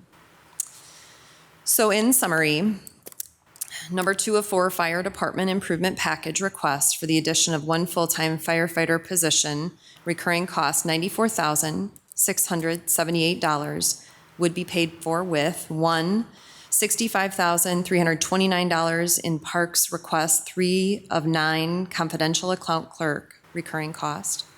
Number 2, $15,000 in recurring utility adjustment from planning services. And 3, $25,000 recurring costs in the one-time vehicle request. This leaves us $10,322 under budget for this fiscal year. And I'd appreciate my colleagues' consideration and would be open to discussing. Thank you. So at this point, we can discuss this particular item. Let's stay on this one for now, and we can discuss it, and then eventually I want to get to a point where we take a straw poll and see if we want to hold that till Thursday. I'm sorry? Mr. Resnick. So we're discussing this now? Yeah. Okay, so I do think this illustrates, first of all, a well-written letter, heartfelt, and a lot of numbers. Great, thank you for bringing those up. And then I would have to have all that verified before I could really say, and I'd have to ask, that all those numbers and everything that you mentioned, recurring, non-recurring, is, I mean, you did a great job of presenting that, but of course we need to verify. And then I would have to, I'd ask Mr. Van Milligan why he chose the account clerk and why it's important. And then I would also say that I think Mr. Van Milligan mentioned that with the fire study and all this going on, we don't even know if we need another one this year. So that there would be no place, we'd have a fire person just sitting there, not working. Now, I maybe simplify that, but I believe that you mentioned that there wouldn't be really work for this person, depending on how this study came out about the fire study, the buildings and all those type of things. So, I mean, there's a whole lot to unpack in that powerful, 3-minute statement, which is, I appreciate. So if Mr. Van Milligan would like to contribute, and then Ms. Larson verify everything you said, and then we could maybe talk about it more, but that's what I would need. Thank you. I have a suggestion, though, on this particular point. That means you want further discussion about it, would be my argument, which means that, No. well, what I would say, though, is that it does. I mean, I think that's what we're voting on in a moment like this. Because frankly speaking, here's the thing. I'm not convinced that this position is needed based on the conversation we had before. But based on the argument I just heard from Ms. Wethel and the things that she would like outlined, I would like Ms. Larson to look into this. I would like Mr. Van Milligan to consider it. I would like to talk about it more on Thursday to learn a little bit more about that. Whether or not I will support that on Thursday is a totally different question after we have a little bit more of that discussion. I think the question before us now on any item like this is, do we want to talk about it more or not? If we're flat out, no, you don't want to talk about it more, and you don't really want to move that further into discussion because those items do need to be verified. We need people to look into this. Then the vote is no on a moment like this. That's my interpretation of what we're talking about here. So that's just my interpretation. But So, Mr. Mayor, do you think we could talk about it tomorrow instead of Thursday? Could the information be brought to us tomorrow that I requested? I guess that is a question that I would need to punt over to Mr. Van Milligan here to see. I mean, Mike, do you think that that's something that would be ready for us to look at tomorrow based on all the calculations needed, or would it be more helpful to wait until Thursday to talk about that? How about if we leave that an open question, and if we show up with tomorrow with the information, then it's tomorrow, and if we don't, it'll be Thursday. I think that's fair. Other thoughts? I'm up for additional discussion on that issue and would have been without the cost reduction strategy that was suggested. I'd really need to hear a lot about how we get by without that additional account clerk, because I know Park is terribly understaffed as well, as just about everybody is. So it's a rob Peter, pay Paul kind of thing. Given the uncertainty of the results of the study, I'm not sure where we really land on this, but I would absolutely support additional discussion. I'd love to find a good way to add that firefighter. Ms. Russell first, and then Ms. Farber. Okay. I certainly support our fire department 100%. And I appreciated the study that went into Ms. Wethel's comments. I'm also, I would support more conversation, but again, as the mayor had suggested, I'm not sure that I could support it in the end, based on the knowing that the fire station placement, the new fire station study is coming up. I would hate to place someone in a role that is then eliminated later when that study comes out. Knowing that that is a possibility, I would certainly need more information. So I'd be willing to hear some more data and then make a decision based on that. Thank you. Ms. Farber? Yeah, so I kind of second all of the thoughts here that have been discussed, but I just want to have a recall that we did extend the budget by $225,000, and I'm not saying this is the use for those funds, and I'm sure Mike and Jenny are very creative with some adjustments accordingly. But I think it's important that we made that decision in order to further these types of conversations, whether or not this is appropriate for the group. I can't answer that, but I just wanted to throw that out as well. Thank you. All right, so on this particular item, go ahead, Ms. Wethel. Can I ask one more thing? So my impression when we review a budget is that, for instance, if Chief Scheller believes that she needs 2 firefighters, there's a reason for that? That she would not ask for a second firefighter if she thought somebody was going to be sitting in a corner on a bench somewhere, she wouldn't have asked for that position. And so my curiosity would be to maybe have her describe her need more so. Is that appropriate? Yeah, she has described it in her request, so yeah. It's there. And so I guess beyond this, you don't think there's any need to have her come back, or? Well, you can do whatever you want. If you say you want the fire chief here to try and justify the position that wasn't recommended, she'll be here. But her description of why she wants it is written in that book. Okay, that's fair. Thank you.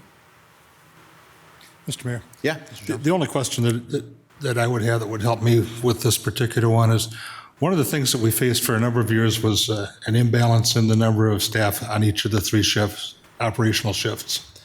And if this corrects that, then I like it better. If it just if it makes it more unbalanced, if one shift has an extra body than the other 2, then I think it's probably less important.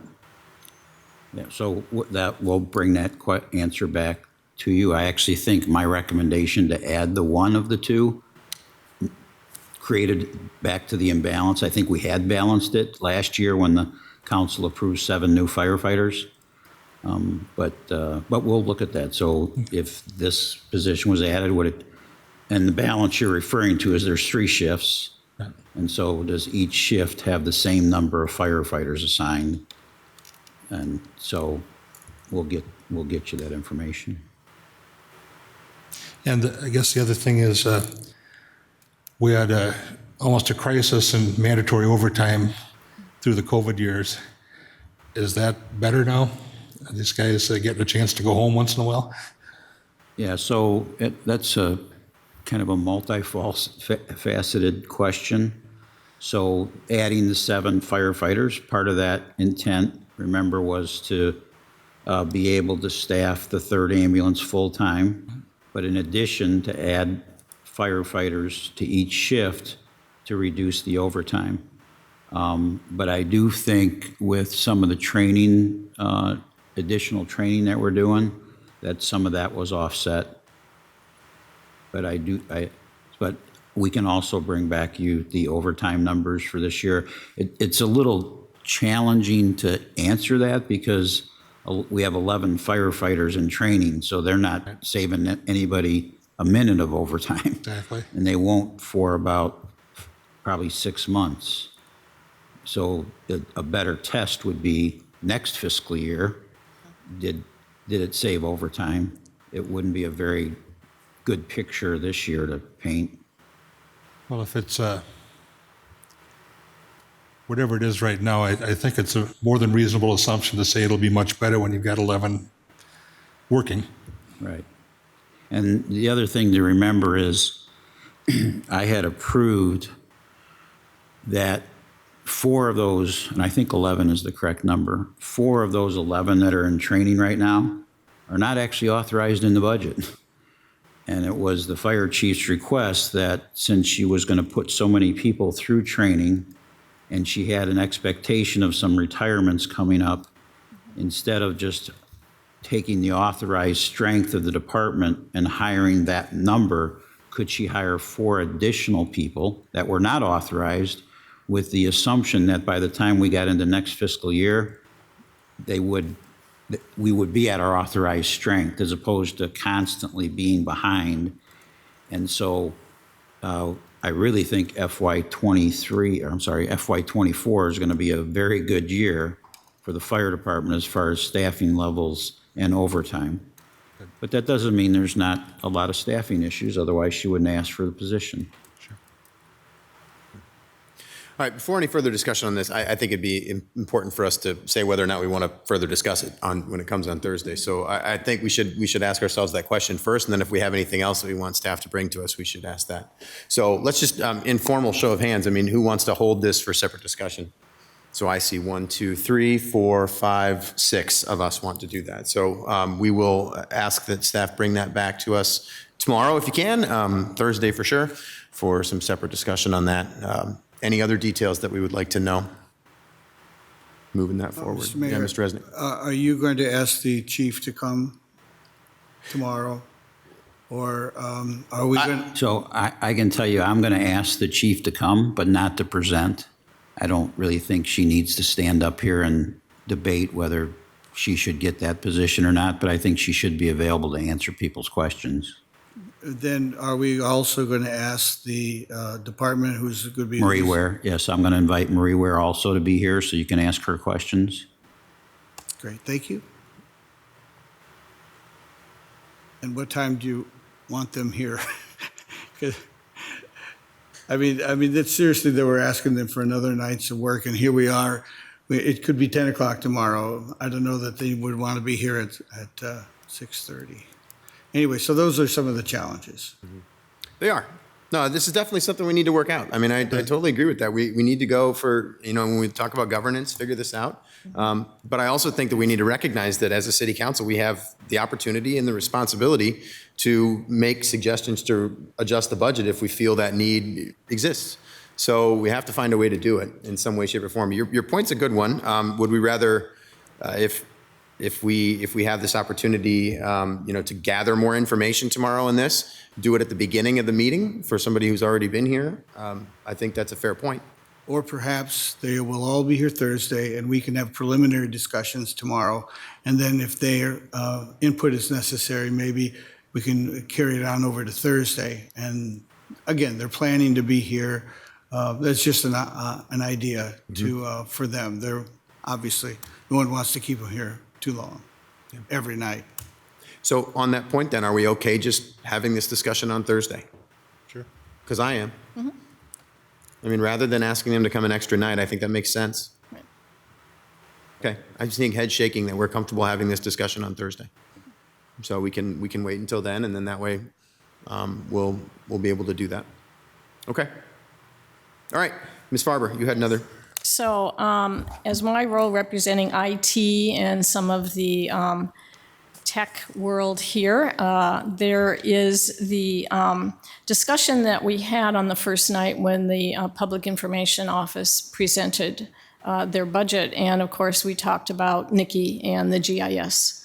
And they basically impact all departments, whether it's mission critical projects and or public safety. And I think that we've seen over the last 6 presentations, there hasn't been one department that hasn't mentioned working with GIS on analytics or on critical information for their projects. For example, the clean data that they provide for the tipper carts, for information that they provide to the water department, and the list goes on and on. What I also want to just recall is that we talked about Get the Lead Out project in terms of that for the BIL project that could potentially come our way, and that the GIS department will be basically top priority for that project as well, where we have to provide that we are shovel ready in order to progress with that 90-10% opportunity from the government. So the key success, I think, to some of this funding is going to be the grants and the shovel-ready programs that we do have. So she asked for 2, and my recommendation would be just to go for 1. And it looks like the net revenue on that, or the net property tax cost, would only be $33,045. And the related cost would be $75,825, according to the document that I have from the 1 out of 7 improvement package that she presented.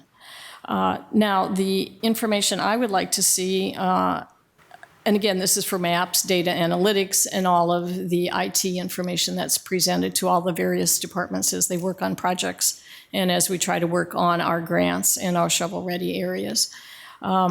Tonight, they had mentioned that the data scientist, however, from the Public Works might have a relationship working with the GIS group, so that might alleviate some of that need.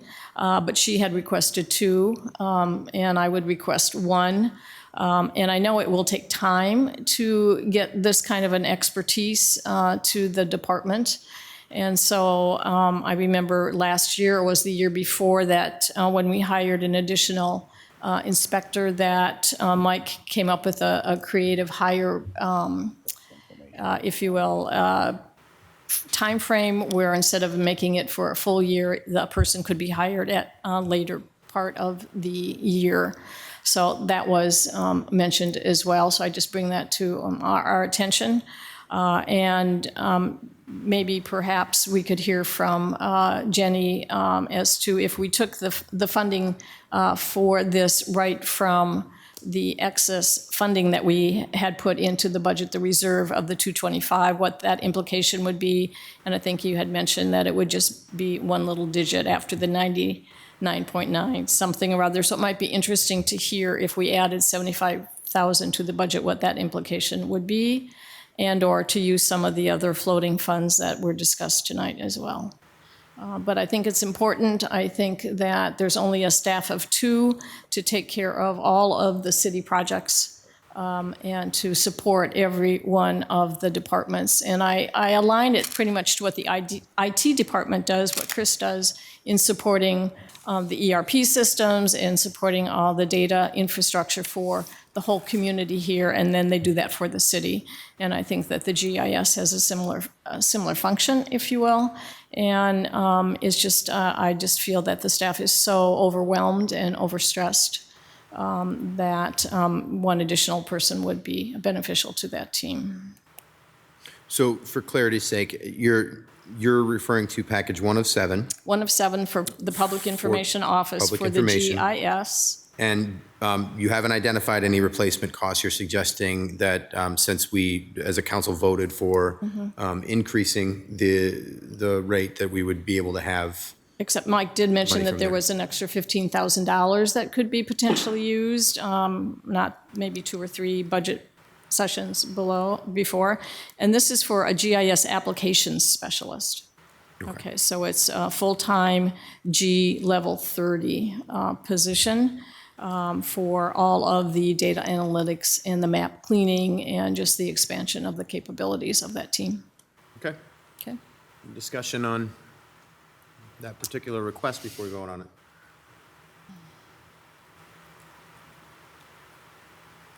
Go ahead, Ms. Wethel. I appreciated her her need for additional help.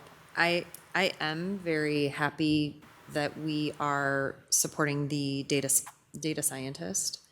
To me, a lot of what she does will be with that department, and so I can appreciate that in a way she is going to get assistance from that individual. It's not someone in her department, certainly. I do have a desire to be budget neutral or better. And I've thought a lot about that since we voted, with the opportunity to expand if we needed. But I do really desire to work toward that. And I will tell you, I combed through the budget aggressively, and I thought a great deal about cutting someone else's desired staff member for another staff member. And in this case, I did it based on the history of attrition. And so I thought about it a great deal, but I do want to try and stay budget neutral. That would be my only concern.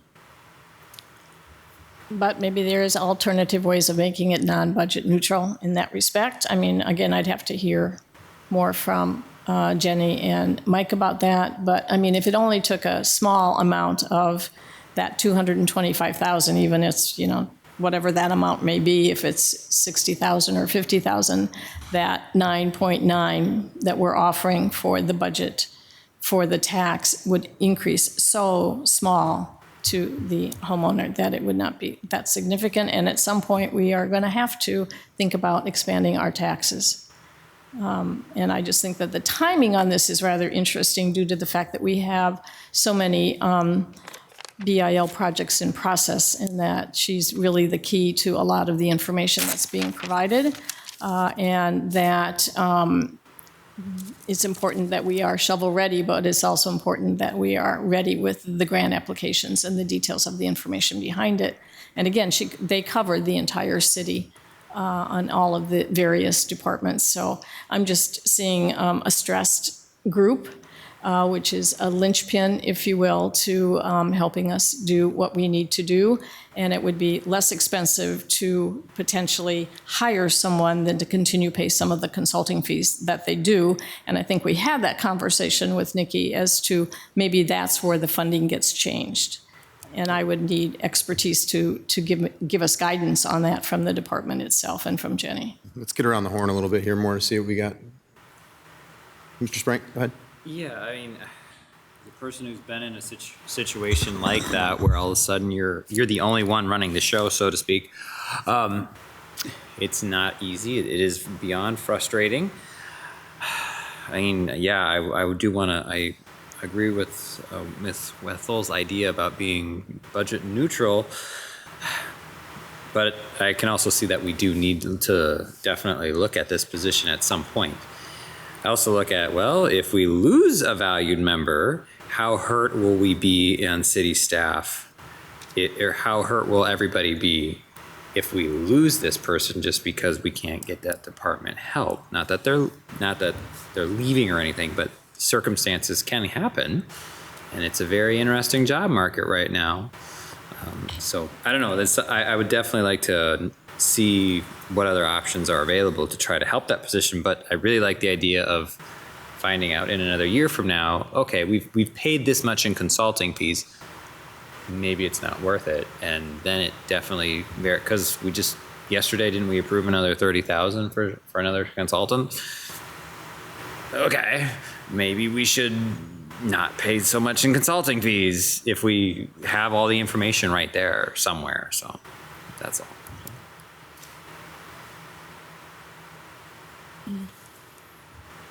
part of me. Ms. Russell, raise your hand. Okay. Go ahead. I know that all of our departments are stressed with, and many had staff positions that they would like to have. And I realize that this may be a small increase, but when you also look at the small increases that also go along with the enterprise funds, and it does add up, and I would not be comfortable increasing our budget amount for this particular purpose. So that's Okay, my thought. thank you. Mr. Jones? I'm not advocating for this, but I think someone needs to say it with the possibility, in fact, the likelihood that state government's going to restrict our ability to grow property tax rates in the future. This might be your last chance to make some repairs like this and go to a incrementally higher rate. I don't think we should. I don't think that's a good enough reason, but it's in the back of my mind, so it ought to probably be in the back of the rest of yours.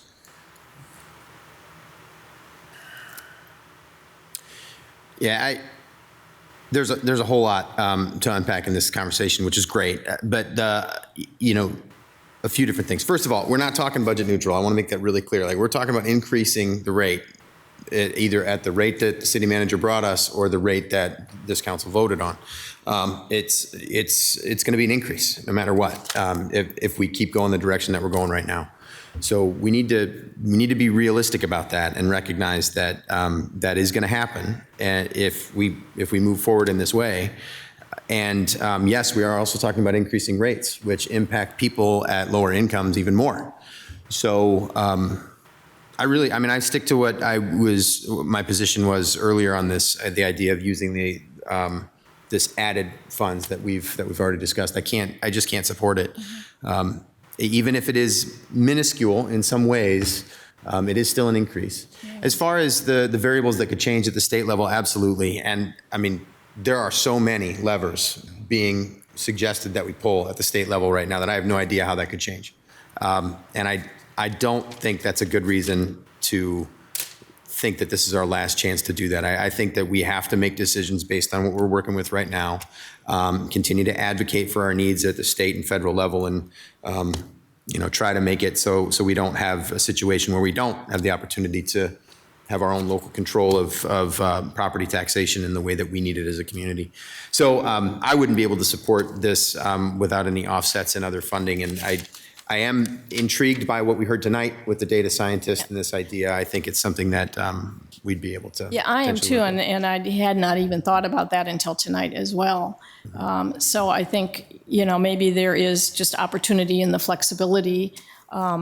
Number one, I just want to raise the awareness, that this is a very important need for the city. And it is a public safety issue as well in many respects. So I just want to throw that out there also. And I would be very pleased if the Public Works data scientist became a dotted line to that team and to fulfill that void. And then I would be even more pleased if with the state and federal funding, we had funding dollars for this position or part-time for this position. So that being said, I am comfortable withdrawing this if that sounds like the wish of my colleagues here. It's kind of what I'm hearing. Yeah, and then just to resurface this potentially as we talk about our strategic planning. But hopefully just to stay abreast of this through the work that Terry Goodman is doing and Mike and his team, Public Works and Engineering, are doing, just to keep an awareness, if you will, of the GIS team and to think of them on their behalf. However, if indeed, Mike, there is opportunity for funding in some fashion forthcoming, I think that would be important for a consideration as well.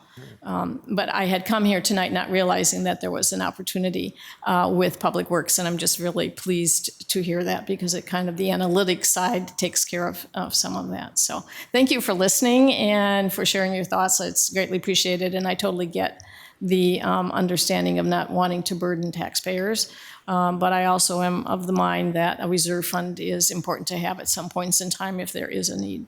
So, thank you. Any others to be held this evening? Mr. Resnick? All right, so we talked about it the other day. There's an improvement package for $50,000 for a pollinator garden. I mentioned the possibility of volunteers. It doesn't have to be all, but I would think that we could say $25,000 instead of $50,000. That's still a lot of money for a pollinator garden. And people are interested in doing this, and they're doing it in their yards, which I appreciate it. Being a pollinator garden is, pollinator gardens are important. I know it's a non-recurring issue, but I see that there may be an issue with Ms. Larson on this one. Yes. When Jenny stands up, we stop and listen, don't we? Yes. It was discovered after the evening of Park and Recreation that it was an error in the budget document. It was requested at 50,000, but only recommended for funding at 10,000. I did bring that up, too. You did, yes. So I support $10,000. yes, you were correct. Well, thank you for that clarification. Does that wrap that up for you, That Mr. Resnick? stopped me right there. I had another 2 minutes to talk, but never mind. It's done. That's that. Okay. All right. Thank you, Jenny. All right. I know this extended our time tonight, and I know that we're extending less now. Oh, go ahead, Mike. So I Yeah. apologize. It's okay. Mike's going to extend our time further. Hang on. Are all the council members done with I their believe we are. comments? Okay. Yeah. So a couple of things. One is, by ordinance, my responsibility is to make budget recommendations. So we've already had our discussions about when I say we, I mean staff, about the $23,000 in additional planning funds. And I've already developed a recommendation, which I'm going to submit to you tomorrow for Thursday night. And so the only reason I'm saying that is I don't want anybody to think, oh, Mike didn't want the firefighter to happen, so he threw this on the pile, like, oh, no, let's spend it this way. No, we already realized we had those dollars and thought, okay, well, how do we think we should allocate them? And then it's our responsibility to make that recommendation to you. So if you take that recommendation and say, well, we're not doing that, okay, we're okay with that. But I didn't want anybody to think I sort of made it up after the discussion. The other thing I would ask is process. So I would think it unfortunate if Thursday night's discussion turned into two falls out of three between Marie and Amy to say who's going to win here. So I really think it's a discussion for the council, and that's why I took the position. I'm not going to ask Amy to walk up to the microphone and try and tell you why it's a great idea that she take Marie Ware's money, and then let's see what Marie Ware has to say. We'll provide facts to you, and they will be some of the facts about why we think it's the way it should be. But I really think the council discussion is the council's discussion. They'll be here. If you have factual questions, like how many calls did it increase? I think that's great, but I hope it doesn't turn into Amy, would you get up here and tell us why you deserve that money more than somebody else? I don't think that's very good, would be very good governance, so.